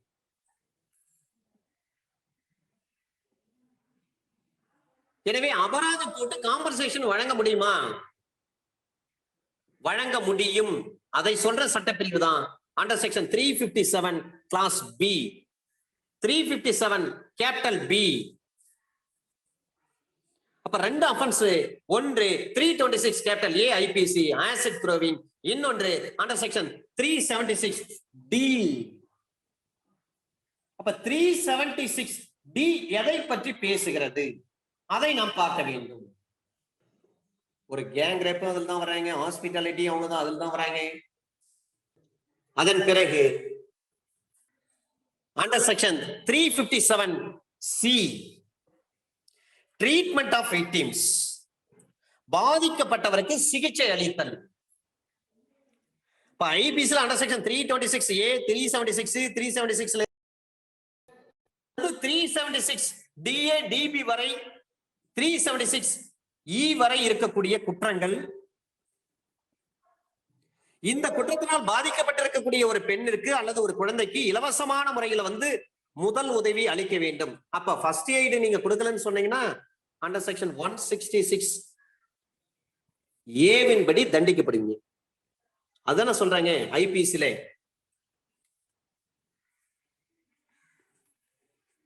பாதிக்கப்பட்டிருக்காங்க, அது பிரைவேட் ஹாஸ்பிட்டலா இருக்கட்டும் அல்லது கவர்மெண்ட் ஹாஸ்பிட்டலா இருக்கட்டும், ரேப் ரிலேட்டட் கேஸ்ல பாதிக்கப்பட்டிருக்காங்கன்னா உங்களுக்கு முதலுதவி செய்யுங்க. ஆசிட் த்ரோவிங்ல பாதிக்கப்பட்டிருக்காங்கன்னா உங்களுக்கு முதலுதவி கண்டிப்பாக செய்ய வேண்டும். அது கவர்மெண்ட் ஹாஸ்பிட்டலா இருக்கலாம் அல்லது வந்து பிரைவேட் ஹாஸ்பிட்டலா இருக்கலாம், அல்லது சென்ட்ரல் கவர்மெண்ட்டுக்கு சொந்தமானதாக இருக்கலாம் அல்லது ஸ்டேட் கவர்மெண்ட்டுக்கு சொந்தமானதா இருக்கலாம், அல்லது முனிசிபாலிட்டிக்கு கார்பரேஷனுக்கு சொந்தமான ஹாஸ்பிட்டலா கூட இருக்கலாம். உள்ளாட்சி அமைப்புகளுக்கு அல்லது தனிப்பட்ட நபர் யாரு வேண்டுமானாலும் அந்த மருத்துவமனை ஏற்று நடத்தக்கூடிய ஒரு நபராக இருக்கலாம். இது போன்ற நிகழ்வை காவல்துறையினருக்கு உடனடியாக தெரிவிக்க வேண்டும். சில பேர் என்ன பண்ணுவாங்க, சில சம்பவம் நடந்திருக்கும், சார் வெளியில சொன்னா அசிங்க, நம்ம குடும்பத்துக்குன்னு ஒரு பெரிய கௌரவம் இருக்கு அப்படின்ட்டு பிரைவேட் ஹாஸ்பிட்டல்ல கொண்டு வந்து காட்டுவாங்க, சிகிச்சை அளிப்பாங்க. அது ஆசிட் த்ரோவிங்கா இருக்கலாம், அல்லது 376ல மேட் அவுட் ஒரு மாதிரி இருக்கலாம். இப்ப பிரைவேட் ஹாஸ்பிட்டல் வந்து ட்ரீட்மெண்ட் கொடுக்குறாங்கன்னா அந்த தகவலை உடனே போலீஸ் தகவல் சொல்லிடணும். இந்த மாதிரி பாதிக்கப்பட்டவங்க வந்து எங்க ஹாஸ்பிட்டல் வந்து ட்ரீட்மெண்ட் எடுக்கிறாங்க, அந்த விஷயத்த சொல்லிடணும். இதையெல்லாம் 3/2/2013. இப்ப பாதிக்கப்பட்டவருக்கு சிகிச்சை அளிக்க வேண்டுமா என்று சொன்னால் முதலில் கண்டிப்பாக சிகிச்சை அளிக்க வேண்டும். அந்த சிகிச்சை அளித்து சரிங்க, நீங்க சிகிச்சை அளிக்காம நீங்க தவறிட்டீங்க, 166 படி பாதிக்கப்பட்டவருக்கு சிகிச்சை அளிக்க வேண்டும். தவறுகின்ற பொழுது அவங்களுக்கு 1 வருஷம் ஜெயில் தண்டனை அல்லது அபராதம் அல்லது 2 விதிக்கப்படும். ஒரு பெண்ணின் மீது ஒருத்தர் வந்து ஆசிட் ஊத்திட்டாரு, முகம் அல்லது உடம்புல பட்டு போச்சு. ஒரு பக்கத்துல ஒரு பிரைவேட் ஹாஸ்பிட்டல், அங்க வராங்க, ஃபர்ஸ்ட் எய்ட் பண்ணுங்கன்றாங்க, பணத்தை கட்டினாதான் நாங்க ட்ரீட்மெண்ட் கொடுப்போம்னு சொல்றாரு. அப்ப அந்த மருத்துவமனை மீது நடவடிக்கை எடுக்க முடியும்னா தாராளமா நடவடிக்கை எடுக்கலாம். அதே மாதிரி ஜிஹெச் வர சென்ட்ரல் கவர்மெண்ட் அல்லது ஸ்டேட் கவர்மெண்ட் அல்லது முனிசிபாலிட்டி கார்பரேஷன் இவங்க வச்சு நடத்துறாங்க, அவங்களும் கண்டிப்பா வந்து முதலுதவி அளிக்கணும். அதே போலவே 376 ரேப் ரிலேட்டட் சம்பந்தமா பாதிக்கப்பட்ட ஒரு விக்டிம் வராங்க, அது பிரைவேட் ஹாஸ்பிட்டலா இருக்கலாம், சென்ட்ரல் கவர்மெண்ட் ஸ்டேட் கவர்மெண்ட் சொந்தமானதா இருக்கலாம், அல்லது கார்பரேஷன் முனிசிபாலிட்டி சொந்தமானதா இருக்கலாம். அந்த ஹாஸ்பிட்டல் நிர்வாகம் அவங்களுக்கு முதலுதவி சிகிச்சை அளிக்கணும். அப்படி முதலுதவி சிகிச்சை அளிக்க மறுக்கும் பட்சத்தில் அந்த நிர்வாகத்தின் மீது அண்டர் செக்ஷன் 166B ஆஃப் ஐபிசியின் படி 1 வருஷம் உங்களுக்கு ஜெயில் தண்டனை அல்லது ஃபைன் அல்லது 2 சேர்த்து விதிக்கப்படும்.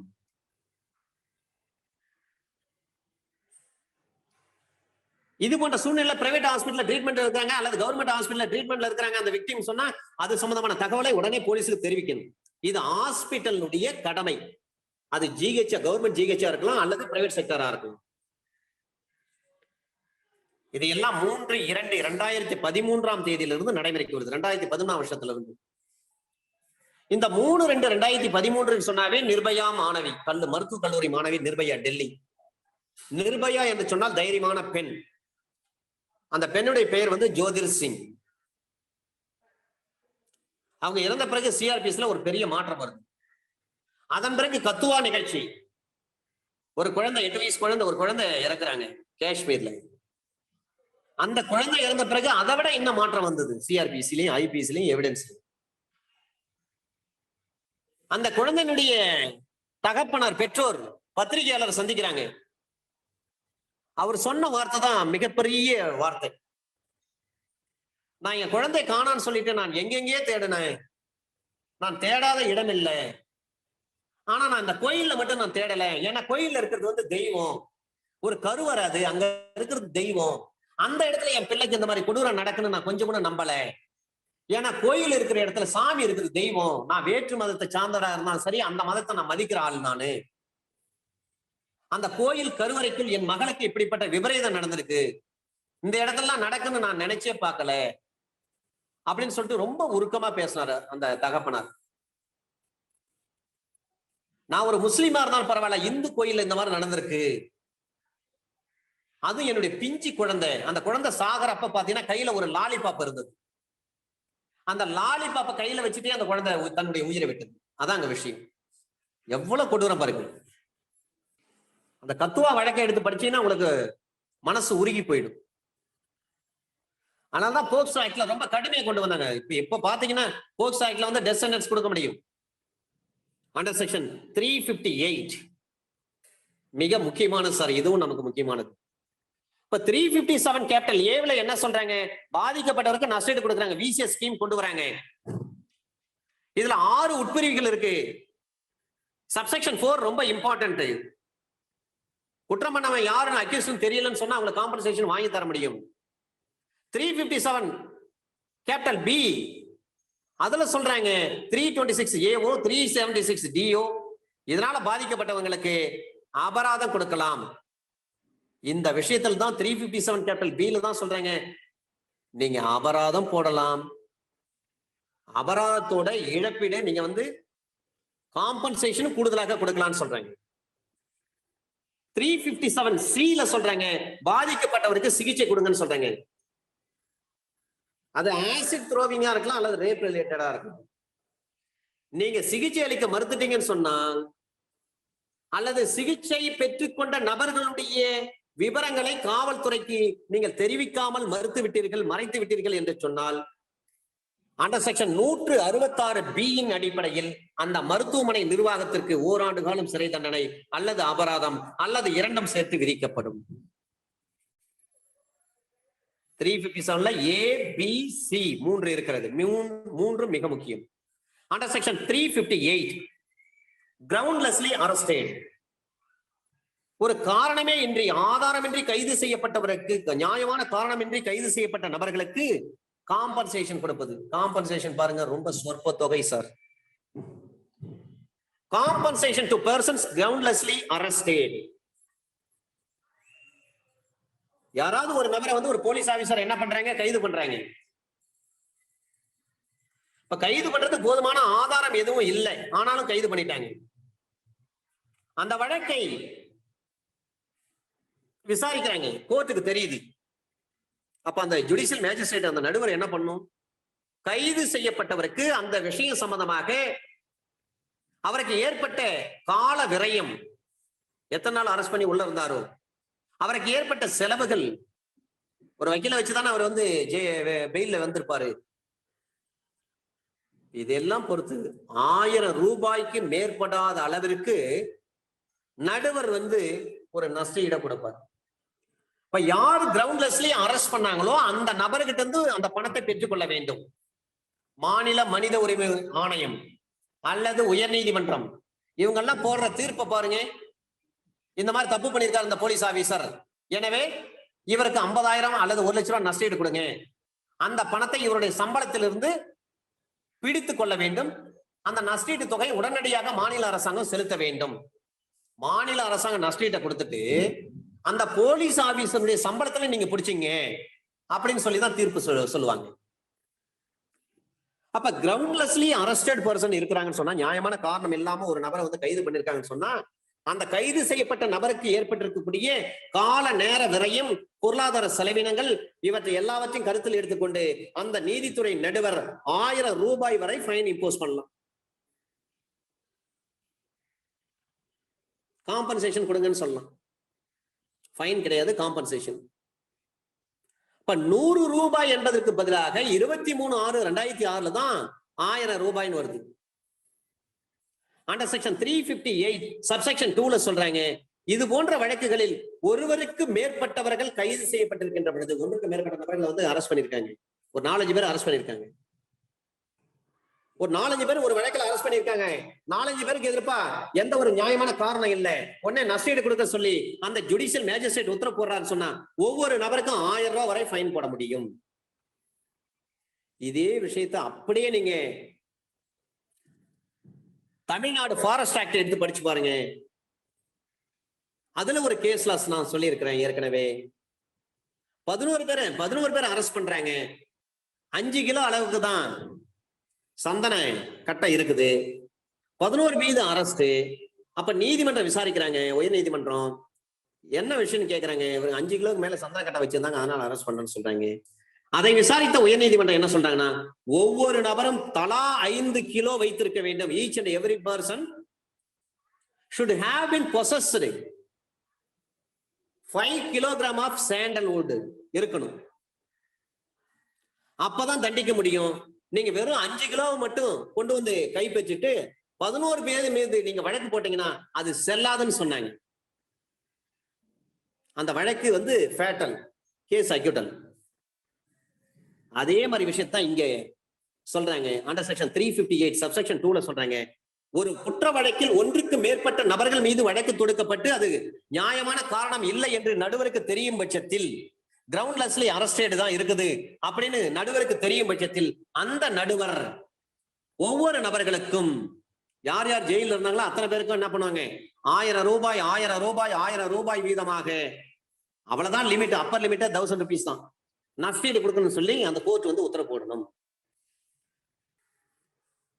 சப்செக்ஷன் 3ல சொல்றாங்க, இந்த பிரிவின்படி அந்த நஷ்டஈட்டு அபராதம், அந்த நஷ்டஈட்டை எப்படி பண்ணும், காம்பன்சேஷனை எப்படி நீங்க வசூல் பண்ண வேண்டும் என்று சொன்னால், அபராதத்தை எப்படி வசூல் பண்ணுவீங்களோ அதே முறையில் வசூலிக்கணும். அப்படி வசூலிக்க உங்களால முடியல, அந்த அபராதம் யாரால் செலுத்தப்பட வேண்டுமோ அவரை என்ன பண்ணலாம், 30 நாட்களுக்கு ஜெயில வைக்கலாம். அண்டர் செக்ஷன் 358 சப்செக்ஷன் 3ல சொல்றாங்க, நீங்க அபராதத்தை எப்படி வசூல் பண்ணீங்களோ அதே மாதிரி நஷ்டஈட்டை வசூல் பண்ணுங்கன்னு சொல்றாங்க. இந்த வசூலிப்பதற்கு 421 இருந்து 424 வரை சிஆர்பிஎஸ்ல சொல்லப்பட்டிருக்கிறது. ஒரு நில வருவாயை வசூலிப்பது போல் வசூலிக்க வேண்டும். அப்படி வசூலிக்க முடியல, அவர் நஷ்டஈடே தரமாட்டேன்னு சொல்றாரு, அப்ப அந்த நபரை என்ன பண்ணலாம், ஜெயில கொண்டு வந்து வச்சிடலாம். அதிகபட்சம் 30 நாள் வரலையும் அவருக்கு ஜெயில் தண்டனை, 1 மாசம் வரலையும். ஏன் இந்த இடத்துல 30 நாட்கள் என்பதை குறிப்பிட்டிருக்காங்கன்னா, 1 மாதம் என்று சொன்னால் சில நேரங்கள்ல பிப்ரவரி மாசம் 28 தேதி தான் வரும். சில மாதங்களை பாத்தீங்கன்னா சில மாதங்கள் 31 தேதி வரையும் வரும். இதுல 31 30 28 ஒரு கன்ஃபியூஸ் வரக்கூடாது. அதனால்தான் சட்டம் இயற்றியவர்கள் தெளிவாக சொல்லியிருக்காங்க 30 நாட்கள். இதுவே ஒரு லீஃப் ஆண்டு வருது, அப்ப பிப்ரவரி 29 தேதி வரை வராது. 365 நாட்கள் வரும் ஒரு வருஷத்துக்கு. லீஃப் இயர் வருகின்ற பொழுது, லீஃப் இயர் எப்போ வரும், 4 years ஒன்ஸ் வரும். 4 வருடங்களுக்கு ஒரு முறை தான் வந்து லீஃப் ஆண்டு வரும். அப்பதான் பிப்ரவரி மாசத்துல ஒரு தேதி இன்க்ரீஸ் ஆகும்.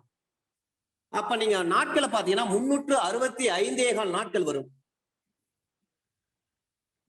நடந்து முடிந்த டிஸ்ட்ரிக்ட் ஜட்ஜ் எக்ஸாம்ல ஒரு கேள்வி கேட்டிருந்தாங்க சார். ஒரு ஈக்குவேட்டர்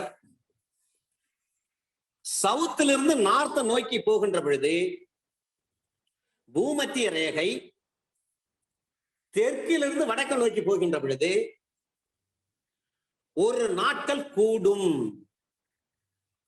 இது நடந்து முடிந்த 2020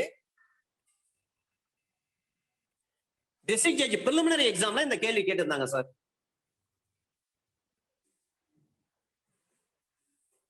எனவே அண்டர் செக்ஷன் 358 சப்செக்ஷன் 3ல சொல்றாங்க, அந்த நஷ்டஈட்டை எவ்வாறு வசூல் செய்ய முடியும்னா, ஒரு அபராதத்தை வசூல் செய்யும் மாதிரி வசூல் செய்யணும்.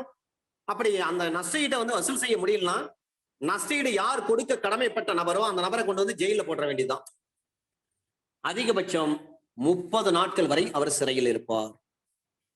30 நாளுக்குள்ள சில பேர் என்ன பண்ண, பணத்தை கட்டிட்டாங்கன்னா அவரை ரிலீஸ் பண்ற வேண்டியது. சிவில் பிரிசனும் அப்படிதான். ஒருத்தர் சிவில் பிரிசன்ல வைக்கணும்னா எந்த ப்ரொவிஷன்ல வைக்க முடியும்னு சொல்லி யாராவது சேட்ல போடுங்க. அதிகபட்சம் எத்தனை நாள் ஒரு சிவில் ஜெயில வைக்க முடியும், அதையும் சேட்ல போடுங்க. அண்டர் செக்ஷன் 359 கைது செய்வதற்குரியதல்லாத வழக்குகளில் செலவு தொகைகளை செலுத்துவதற்கு கட்டளையிடுதல். அப்படின்னா என்ன அர்த்தம், பேலபிள் அஃபென்ஸ், நான் காக்னிசபிள் கேசஸ். நான் காக்னிசபிள் சொன்னாவே டிஃபைனிங் செக்ஷன்ல அண்டர் செக்ஷன் 2L உங்களுக்கு நினைவிற்கு வர வேண்டும். காக்னிசபிள் அண்டர் செக்ஷன் 2C நினைவிற்கு வர வேண்டும். பேலபிள் அண்டர் செக்ஷன் 2A நினைவிற்கு வர வேண்டும். சிஆர்பிசில டிஃபைனிங் செக்ஷன். அப்ப ஒரு நான் காக்னிசபிள் கேசஸ்ல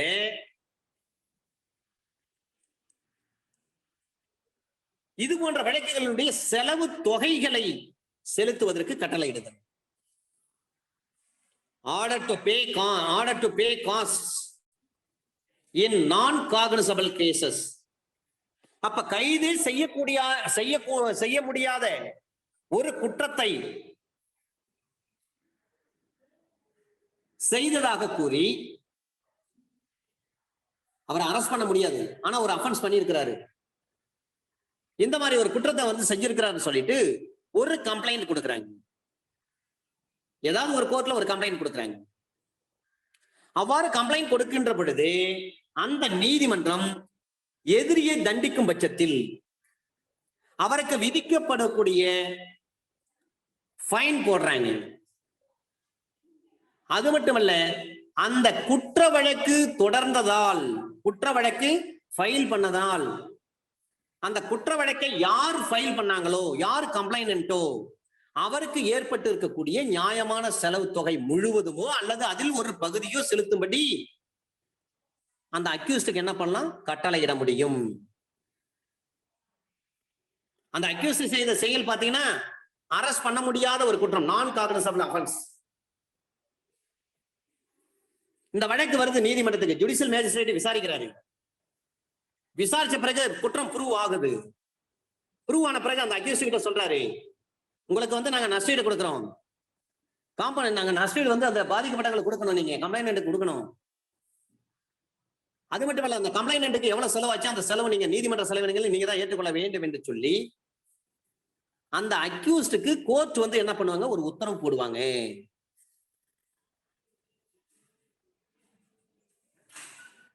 அந்த தொகையை அந்த அக்யூஸ்ட் வந்து செலுத்த தவறும் பட்சத்தில்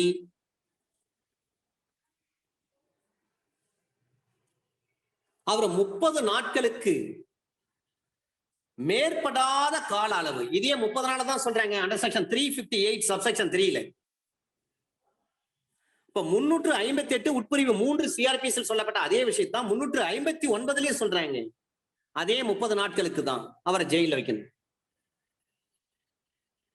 அது மட்டுமல்ல, நீதிமன்றம் நினைக்கிறாங்க இவருக்கு சம்மன் சர்வானது போனது வந்தது, இதுக்கான செலவினங்களையும் சாட்சிகளை வர வச்சோம், சாட்சிகளுக்கான செலவினங்களையும், வக்கீல் வந்து ஆஜரா இருக்காங்க, வக்கீலுக்கான செலவினங்களையும், அவங்களை வக்கீல் ஃபீஸ் முதற்கொண்டு எல்லாவற்றையும் இதற்கு ஏற்பட்ட அனைத்து செலவுகளையும் அந்த செலவு தொகையில் அடங்கி இருக்க வேண்டிய அந்த காஸ்ட்ல இருக்கணும்.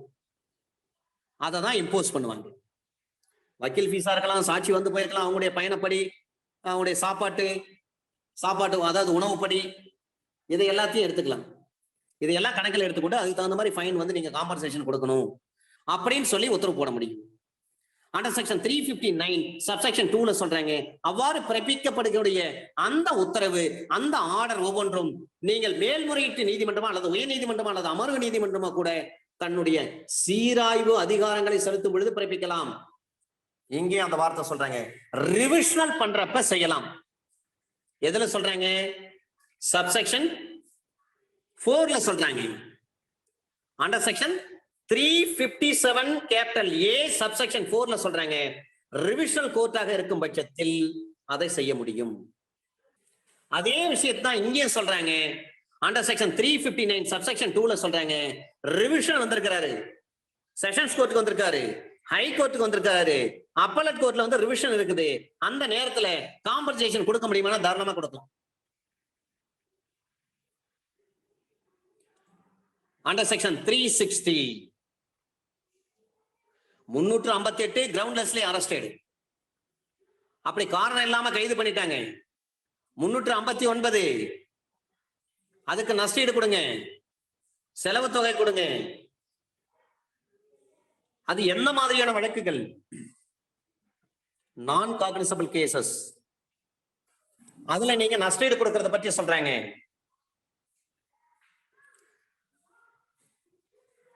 நீங்க 358ல அதிகபட்ச நஷ்டஈடு எவ்வளவு தரலாம்? 1000 ரூபாய் தரலாம்.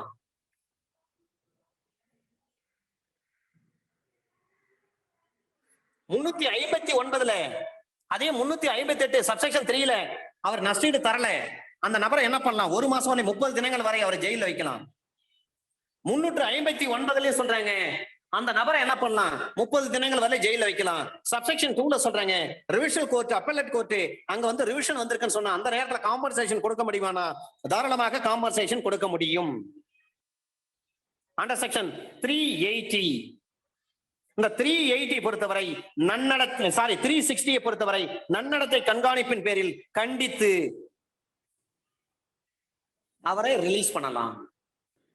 360 படிக்கிறீங்கன்னு சொன்னாவே probation of offenders act under section 3 under section 4 very very important. இந்த 360 section 3 section 4 of probation of offenders act எந்தெந்த சூழ்நிலைகளில் எந்தெந்த வழக்குகளில் பயன்படுத்த முடியும் என்று நான் ஏற்கனவே சொல்லி இருக்கிறேன். நிறைய வழக்குகள் சொல்லியிருக்கேன். ஈவன் மர்டர் கேஸ்ல கூட அதை பயன்படுத்தலாம். ஃபர்ஸ்ட் அஃபெண்டர் சின்ன வயசா இருக்காரு, அதனால இவரை வந்து மன்னிச்சு விடுதலை பண்ணுங்க அப்படின்னு சொல்லி கேட்கலாம். அண்டர் செக்ஷன் 360 சிஆர்பிசி சொல்றாங்க, order to release on probation of good conduct or after admonition. நன்னடத்தை கண்காணிப்பின் பேரிலோ கண்டித்து விடுதலுக்கு பின்போ விடுவிப்பு கட்டளை. ஆஃப்டர் கேர் இருக்கும், அட்மானிஷன் இருக்கும். அப்ப 21 வயதிற்கு கீழ்ப்படாத யாராவது ஒரு நபர், அப்படின்னா என்ன அர்த்தம்? 21 வயசுக்கு மேற்பட்டு இருக்கக்கூடிய அர்த்தம் நபர்னு என்ற அர்த்தம். 21 வயதிற்கு கீழ்ப்படாத யாராவது ஒரு நபர் அபராதம் மட்டுமோ அல்லது 7 ஆண்டுகள் அல்லது அதற்கு குறைவான காலத்திற்கான சிறை தண்டனை. ஒண்ணு ஃபைனா இருக்கலாம். 21 வயசுக்கு மேற்பட்ட ஒரு நபர் செஞ்ச குற்றம், அவரை விசாரிக்கிறாங்க அந்த நீதிமன்றம் விசாரிச்சு என்ன பண்றாங்க, அவருக்கு தண்டனை கொடுக்குறாங்க, ஃபைன் மட்டும் போடுறாங்க. அல்லது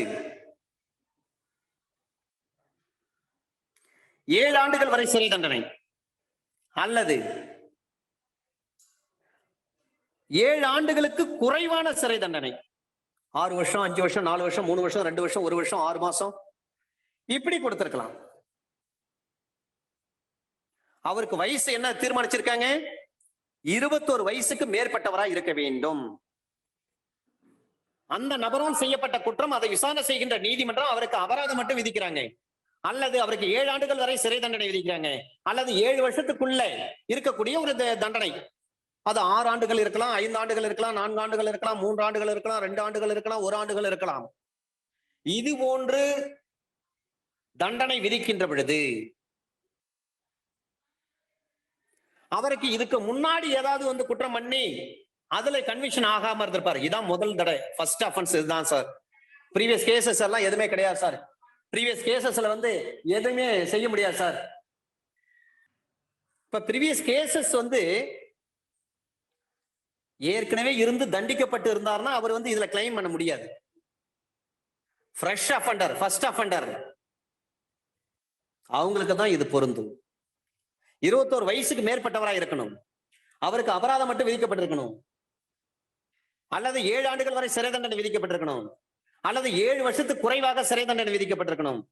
அது போன்ற நபர்கள், அவர்கள் மீது முன் வழக்கு முன் தண்டனை எதுவும் குறிப்பிடப்பட்டு இருக்கக்கூடாது.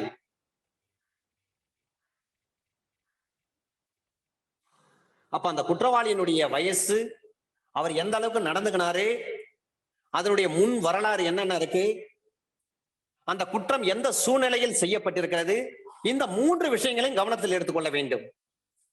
சின்ன வயசா இருக்கிறாரு பாவம், 25 வயசு தாங்க, 23 வயசு தாங்க, இப்பதாங்க கல்யாணம் நடந்திருக்கு, அவங்க மிஸ்ஸஸ் வந்து கன்சீவா இருக்கிறாங்க, கை குழந்தை இருக்குங்க, பிரஸ்ட் ஃபீடிங் சைல்டு இருக்குங்க, அது குழந்தை வந்து தாய்ப்பால் குடிக்கிற குழந்தை, கை குழந்தை இருக்குங்க, ஏதோ கோபத்துல வந்து இந்த மாதிரி பண்ணிட்டாருங்க அப்படின்ற ஒரு சூழ்நிலை இருக்கும் பட்சத்தில், when any person not under 21 years of age is convicted of an offenses punishable with a fine only or with imprisonment for a term of 7 years or less, or when any person under 21 years of age or any woman is convicted of an offense not punishable with the death sentence or life imprisonment for life, or no previous conviction is proved against the offender.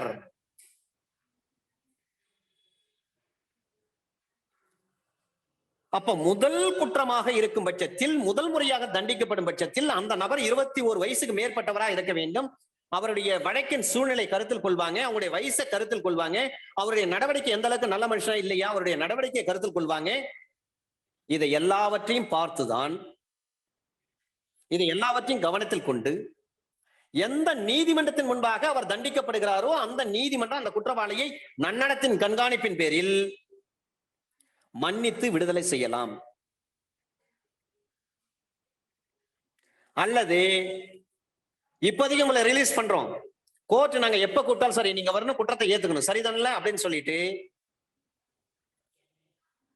நீதிமன்றம் மீண்டும் அழைத்தால் வந்து தண்டனையை பெற்றுக் கொள்வதாக surety கொடுக்கிறார், bail bond எழுதி கொடுக்கிறார், சூரிட்டி கொடுக்கிறார். அல்லது சூரிட்டி இல்லாமலோ ஒரு பாண்டை எழுதி கொடுத்ததின் அடிப்படையில், ஒரு பத்திரம் ஒன்றை எழுதி கொடுத்ததின் அடிப்படையில் அந்த அக்யூஸ்ட் விடுவிக்கப்படுதல் வேண்டும்.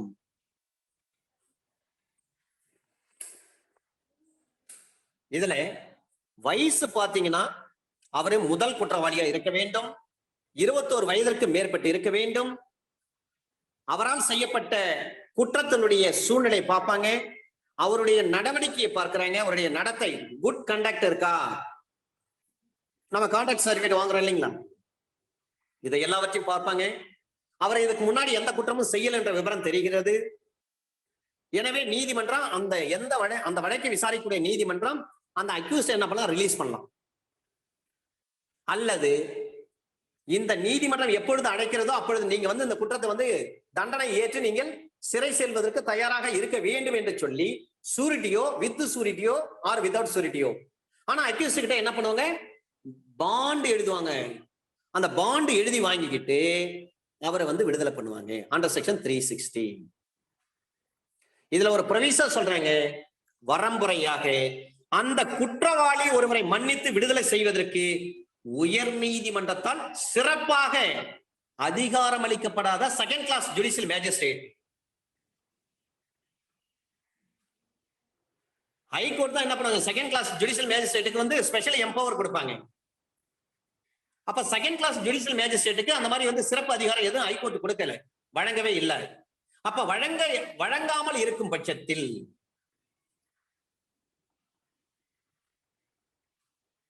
அந்த நடுவர், இந்த குற்றம் சுமத்தப்பட்ட நபர், இந்த குற்றவாளி முதன்முறையாக ஒருவர் தண்டிக்கப்படும் பொழுது அந்த நடுவர் இந்த பிரிவின்படி வழங்கப்படக்கூடிய அதிகாரங்களை செலுத்தப்பட வேண்டும்.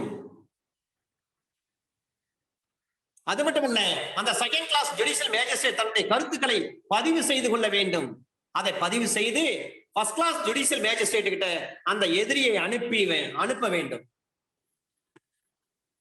ஹைகோர்ட் எனக்கு ஸ்பெஷலா எந்த ஒரு பவரையும் கொடுக்கலைங்க, இருந்தாலும் குற்றத்தை விசாரிக்கிறேன், விசாரணையில தெரிய வருது நீங்க ஃபர்ஸ்ட் அஃபெண்டரா இருக்கீங்க, முதல் டைம் தான், ஃபர்ஸ்ட் டைம் தான் நீங்க இந்த குற்றத்தை பண்ணிருக்கீங்க, இருந்தாலும் உங்களுடைய நடவடிக்கை, இந்த வழக்கினுடைய சூழ்நிலை எல்லாத்தையும் கருத்துல எடுத்து பாக்குறோம், நீங்க நல்லபடியா தான் நடந்திருக்கீங்க, ஏதோ ஒரு கோபத்துல இந்த தப்பு பண்ணிருக்கீங்க, அடிச்சிட்டு இருக்கீங்க நீங்க, எனவே உங்களை நாங்க விடுதலை பண்ண முடியும். ஆனா விடுதலை பண்ணுவதற்கான அதிகாரத்தை எனக்கு ஹைகோர்ட் கொடுக்கவே இல்லை. இந்த காரணங்களை எல்லாவற்றையும் பதிவு செய்து கொண்டு இந்த எதிரியை விடுவிக்க வேண்டும் இந்த வழக்கில் என்று சொல்லி அந்த கேஸ் பண்டல அப்படியே சிஜிஎம் அனுப்பணும். ஃபர்ஸ்ட் கிளாஸ் ஜுடிஷியல் மேஜிஸ்ட்ரேட் அவர் தான் சிஜிஎம், அவர்கிட்ட அந்த எதிரி என்ன பண்ணும், நீங்க போயிட்டு அந்த கோர்ட்ல ஆஜராகும்னு சொல்லி அனுப்பணும். அவ்வாறு அனுப்புகின்ற பொழுது எதிரியிடம் பிணை வாங்கி கொள்ளுதல் வேண்டும், பெயில் கொடுக்கணும்.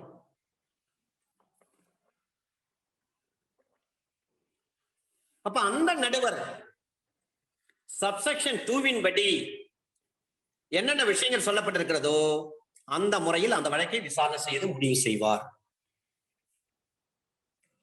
அண்டர் செக்ஷன் 360 சப்செக்ஷன் 1ல என்ன சொல்றாங்க, 21 வயசுக்கு மேற்பட்ட ஒரு நபர் முதல் முறையாக ஒரு குற்றம் செய்திருக்கிறார் சொன்னா அந்த குற்றத்தை பொறுத்து அந்த விசாரணை செய்யக்கூடிய நீதிமன்றம் அவருக்கு அபராதம் மட்டும் விதிக்கிறாங்க, அல்லது 7 ஆண்டுகள் வரை சிறை தண்டனை விதிக்கிறாங்க, அல்லது 7 ஆண்டுகளுக்கு உட்பட்டு சிறை தண்டனை விதிக்கிறாங்க. இது மாதிரி வழக்குகள்ல அந்த குற்றவாளியினுடைய நடத்தைகள், முன் வரலாறு எல்லாவற்றையும் பாக்குறாங்க. அதை பார்த்து அதன் அடிப்படையில் அவர் என்ன பண்றாங்க, மன்னித்து விடுதலை பண்றாங்க. அல்லது நீதிமன்றம் எப்பொழுது அழைத்தாலும் குற்றத்தை ஏற்றுக்கொண்டு நீங்க சிறை செல்வதற்கு தயாராக இருக்க வேண்டும் என்று சொல்றாங்க. அப்ப பாண்ட் எழுதி கொடுத்திருப்பாங்க, surety with surety R without surety, ஆனா கண்டிப்பா அக்யூஸ் பாண்ட் எழுதி கொடுத்துட்டு போங்கன்னு சொல்றாங்க சப்செக்ஷன் 1ல. இதுல ப்ரொவிஷன்ல என்ன சொல்றாங்க, செகண்ட் கிளாஸ் மேஜிஸ்ட்ரேட். அப்ப செகண்ட் கிளாஸ் மேஜிஸ்ட்ரேட் இருக்கிறாரு, ஹைகோர்ட் மூலமாக அவருக்கு ஸ்பெஷலி எந்த ஒரு பவரும் கொடுக்கல, இருந்தாலும் அவர் விசாரிக்கிறாரு. விசாரிக்கிறப்ப இதே விஷயங்களை பாக்குறாரு, இந்த அக்யூஸ்ட் முதல் முறையா தான் அந்த தப்பு பண்ணிருக்காரு, இந்த அக்யூஸ்டுடைய நடவடிக்கை எல்லாம் நல்லா இருக்கு, ஏதோ கோபத்துல இந்த மாதிரி தப்பு பண்ணிட்டாரு, ஒரு சண்டை போட்டாரு, அடிச்சுட்டாரு, துன்புறுத்திட்டாரு, ஏதோ பண்ணிட்டாரு, எனவே அவரை மன்னிச்சு விடுதலை பண்ணலாம் அப்படின்னு சொல்லி இந்த காரணங்கள்லாம் அந்த கேஸ் பண்டல என்ன பண்ணும், ரெக்கார்ட் பண்ணிட்ட பிறகு இந்த வழக்கு அப்படியே கேஸ் பண்டலோட சேர்த்து என்ன பண்ண, அக்யூஸ்ட் நீங்க சிஜிஎம் கோர்ட்ல ஃபர்ஸ்ட் கிளாஸ் ஜுடிஷியல் மேஜிஸ்ட்ரேட் கோர்ட்ல நீங்க ஆஜராகணும்னு சொல்லிட்டு அங்க அனுப்பி வச்சு.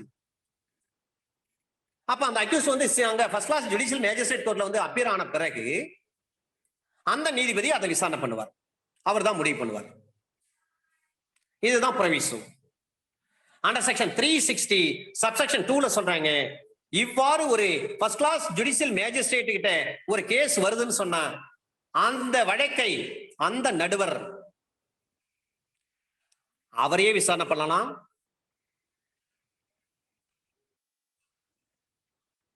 அல்லது மேற்கொண்டு விசாரணை ஒரு கூடுதல் சாட்சியம் எடுக்கணும்னா தாராளமா கூடுதல் சாட்சியம் எடுக்கலாம். இங்கதான் ஒரு விஷயம் சார், நடந்து முடிந்த 2013 டிஸ்ட்ரிக்ட் ஜட்ஜி எக்ஸாம்ல ஒரு கேள்வி கேட்டிருந்தாங்க சிபிசில. அடிஷனல் எவிடன்ஸ் எடுக்க முடியுமா, சிபிசில எந்த ஆர்டர் எந்த ரூல்ல இருக்கு, அதை பற்றி விரிவாக எழுத வேண்டும் என்று சொல்லி ஒரு 10 மார்க் கொஸ்டின். அதை போலவே சிஆர்பிசில அடிஷனல் எவிடன்ஸ் எந்த செக்ஷன்ல எடுக்க முடியும், இந்த 2 விஷயத்தையும் தெரிஞ்சவங்க சேட்ல போடுங்க, சேட் பாக்ஸ்ல போடுங்க சார். எனவே அண்டர் செக்ஷன் 360 சப்செக்ஷன் 1 ப்ரொவிசோல சொல்லப்பட்டிருக்கின்ற விஷயங்களை அதன் அடிப்படையில் செகண்ட் கிளாஸ் மேஜிஸ்ட்ரேட் எல்லாத்தையும் விசாரிச்சு கேஸ் பண்ணலையும் அக்யூசி ஃபர்ஸ்ட் கிளாஸ் ஜுடிஷியல் மேஜிஸ்ட்ரேட் கோர்ட்ல ஆஜராக சொல்லி அனுப்பிட்டார். அப்ப ஃபர்ஸ்ட் கிளாஸ் ஜுடிஷியல் மேஜிஸ்ட்ரேட் அந்த கேஸ் பண்டல பாக்குறாரு, அவரே விசாரிக்கிறார். அவரை விசாரிக்க நினைச்சா அவரே விசாரிக்கலாம், அல்லது இந்த வழக்கு இன்னும் கூடுதல் சாட்சியம் தேவைப்படுது, இதுதான் நீதி நலனுக்கு உகந்தது என்று சொல்லி அந்த நீதிபதி நினைக்கிறார், ஃபர்ஸ்ட் கிளாஸ் ஜுடிஷியல் மேஜிஸ்ட்ரேட் கருதுகின்ற பொழுது additional evidence can be taken by him.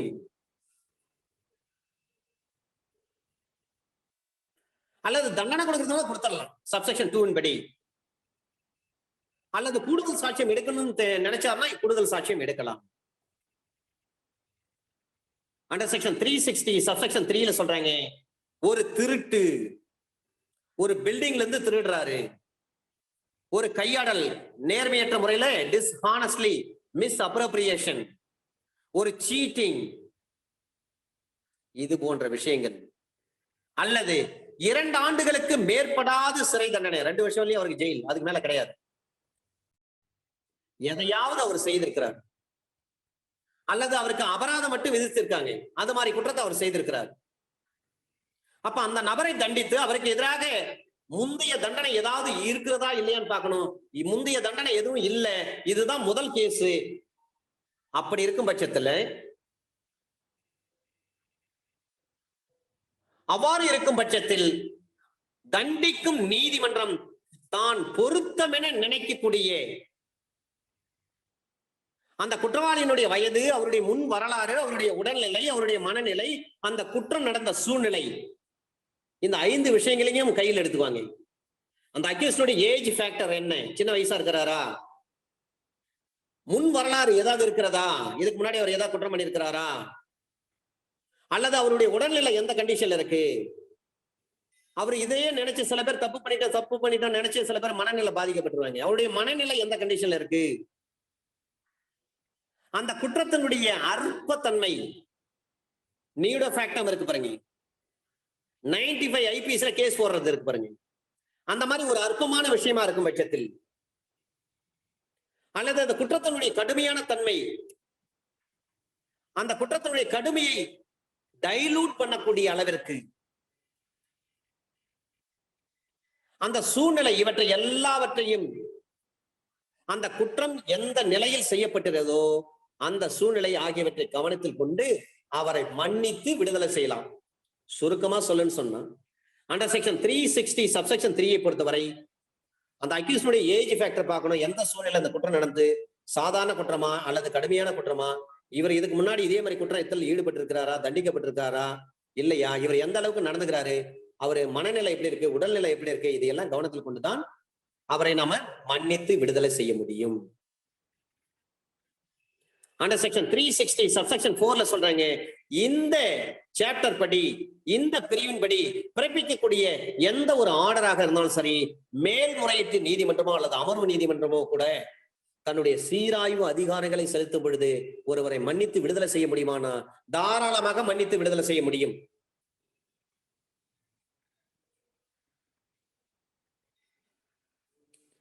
Revision டைம்ல காம்பன்சேஷன் கொடுக்கலாம், அதை போல ரிவிஷன் டைம்ல அவரை மன்னிச்சு விடுதலையும் பண்ணலாம். அண்டர் செக்ஷன் 360 சப்செக்ஷன் 4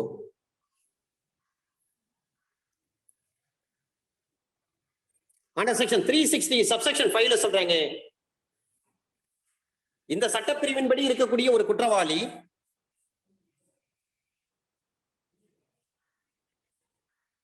அவரை மன்னித்து வந்து விடுதலை செய்கின்ற பொழுது உயர் நீதிமன்றம் அல்லது அமர்வு நீதிமன்றம் அல்லது அப்பல்லட் கோர்ட் தனது சீராய்வு அதிகாரங்களை செலுத்துகின்ற பட்சத்தில் அந்த ஆர்டர் வந்து நீக்க முடியுமானா தாராளமா நீக்கலாம். அந்த குற்றவாளிக்கு தண்டனை வழங்க முடியும்னா தாராளமா தண்டனை வழங்கலாம். சில நேரங்களில் ஜேஎம் கோர்ட்ல பாத்தீங்கன்னா 316 படி அவரை விடுதலை பண்ணிருப்பாங்க. ஏபிபிக்கு மனசு கேட்காது, இது நல்ல ஃபிட் கேஸ் ஆச்சு, this case is fit for appeal, this case is fit for revision அப்படின்னு சொல்லி அவங்க சர்டிஃபை பண்ணுவாங்க. அப்ப அவங்க என்ன அந்த ஏபிபி சர்டிஃபை பண்ண பிறகு அது அப்பீலுக்கு வரும் அல்லது ரிவிஷனுக்கு வரும். அப்ப அந்த அப்பீல் கோர்ட்டோ அல்லது ரிவிஷன் கோர்ட்டோ என்ன பண்றாங்க, இதை பாக்குறாங்க, கரெக்டா மேட் அவுட் ஆகுதுன்னா அந்த நபரை ஏன் விடுதலை பண்ணப்பட்ட தீர்ப்பு ஏற்கனவே வந்து கீழமை நீதிமன்றம் விடுதலை பண்ணிருப்பாங்க, அதுக்கு போட்ட ஜட்ஜ்மெண்ட் இருக்கு, அந்த ஜட்ஜ்மெண்ட் என்ன பண்ணலாம், கேன்சல் பண்ணிடலாம். அந்த ஜட்ஜ்மெண்ட்டை வந்து ரத்து பண்ணிட்டு அந்த அக்யூஸ்ட் என்ன பண்ணலாம், தண்டிக்கலாம். அண்டர் செக்ஷன் 360 சப்செக்ஷன் 5 இதுல ஒரு ப்ரொவிஷன் கொடுத்திருக்காங்க, எந்த நீதிமன்றத்தால் அந்த குற்றவாளி தண்டிக்கப்பட்டாரோ அந்த நீதிமன்றத்தால் சுமத்தப்பட்டிருக்கக்கூடிய தண்டனையை விட கூடுதலாக உயர் நீதிமன்றம் அல்லது அமர்வு நீதிமன்றம் தண்டனையை வழங்கக்கூடாது. பொதுவா அப்பீல் சொன்னாவே இதைதான் சொல்றாங்க. ஜேஎம் கோர்ட் 1 வருஷம் தண்டனை கொடுத்திருக்காங்க, அதுல தான் வந்து விடுதலை பண்ணிருக்காங்க. அதை எதிர்த்து தான் அப்பீல் வராங்க, ரிவிஷன் வராங்க. ரிவிஷன்ல செஷன்ஸ் கோர்ட் என்ன பண்ண கன்ஃபார்ம் பண்றாங்க, இவர் 360ல வந்து விடுதலை பண்ணது செல்லாதுன்னு சொல்றாங்க செஷன்ஸ் கோர்ட். அப்ப அந்த அக்யூஸ்டுக்கு தண்டனை கொடுக்குறாங்க. அப்ப அந்த செஷன்ஸ் கோர்ட் வந்து 2 வருஷம் தண்டனை கொடுக்க முடியுமா அல்லது 1.5 வருஷம் கொடுக்க முடியுமா, முடியாது. ஏன்னா ஏற்கனவே கீழமை நீதிமன்றம் அவருக்கு 1 வருஷம் தான் தண்டனை கொடுத்திருக்காங்க அல்லது 6 மாசம் தான் தண்டனை கொடுத்திருக்காங்க. அப்ப அப்பல்லட் கோர்ட் என்ன பண்ணும், 6 மாசம் தான் கொடுக்க முடியும். ரிவிஷன் கோர்ட் 6 மாசம் தான் கொடுக்க முடியும், 6 மாசத்துக்கு மேல தண்டனை கொடுக்க முடியாது. இதுதான் ப்ரொவிஷன்ல சொல்றாங்க. Under section 360 subsection 5 provision. அப்ப ஒரிஜினல் கோர்ட் விசாரிச்சு அவங்க என்ன தண்டனை கொடுக்குறாங்களோ அதே தண்டனை தான், அந்த அளவுக்கு வேணா கொடுக்கலாமே ஒழிய அதற்கு மேற்பட்டு அதிகப்படுத்தி தண்டனை கொடுக்க முடியாது. அது உயர் நீதிமன்றமா இருக்கலாம் அல்லது செஷன்ஸ் கோர்ட்டா இருக்கலாம்.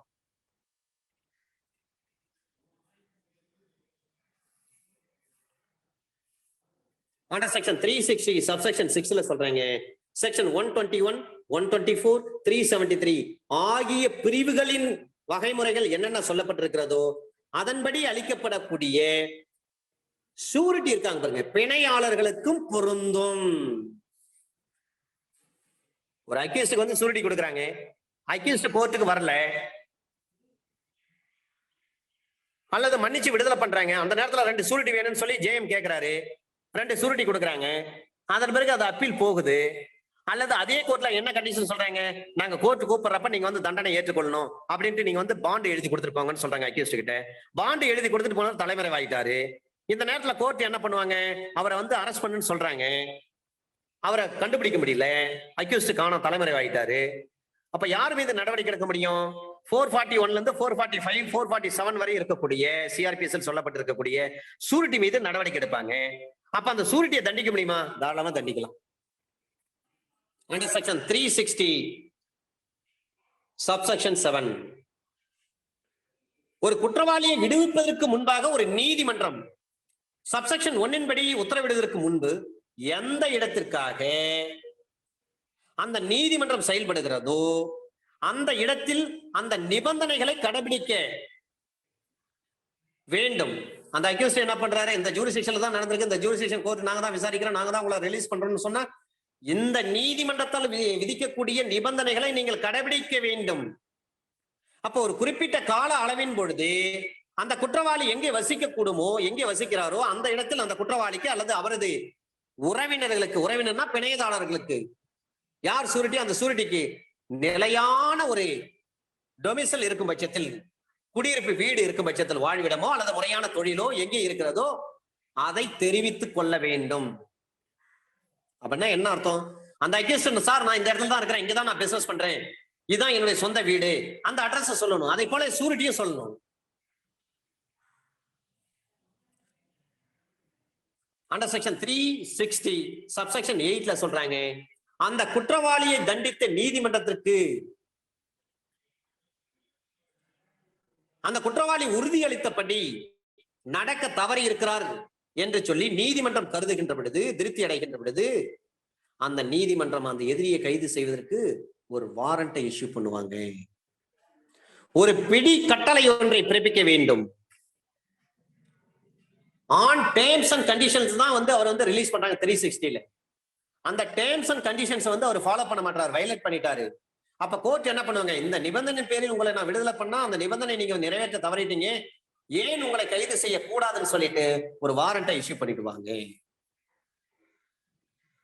அண்டர் செக்ஷன் 360 சப்செக்ஷன் 9ல சொல்றாங்க, அந்த குற்றவாளி அது போன்ற ஒரு வாரண்ட் இஷ்யூ பண்ணப்பட்டு அவர் கைது செய்யப்படுகின்ற பொழுது, ஒரு வாரண்டின் பேர்ல அந்த குற்றவாளி கைது பண்றாங்க, நீங்க டேர்ம்ஸ் அண்ட் கண்டிஷன்ஸ் வயலேட் பண்ணிட்டீங்க, ஒபே பண்ணல, நீங்க ஃபாலோ பண்ணலன்னு சொல்லிட்டு கைது பண்றாங்கன்னு சொன்னா, அந்த வாரண்டை இஷ்யூ பண்ண நீதிமன்றத்தின் முன்பாக அந்த கைது செய்யப்பட்ட நபரை உடனடியாக கொண்டு வந்து ஆஜர்படுத்தப்பட வேண்டும்.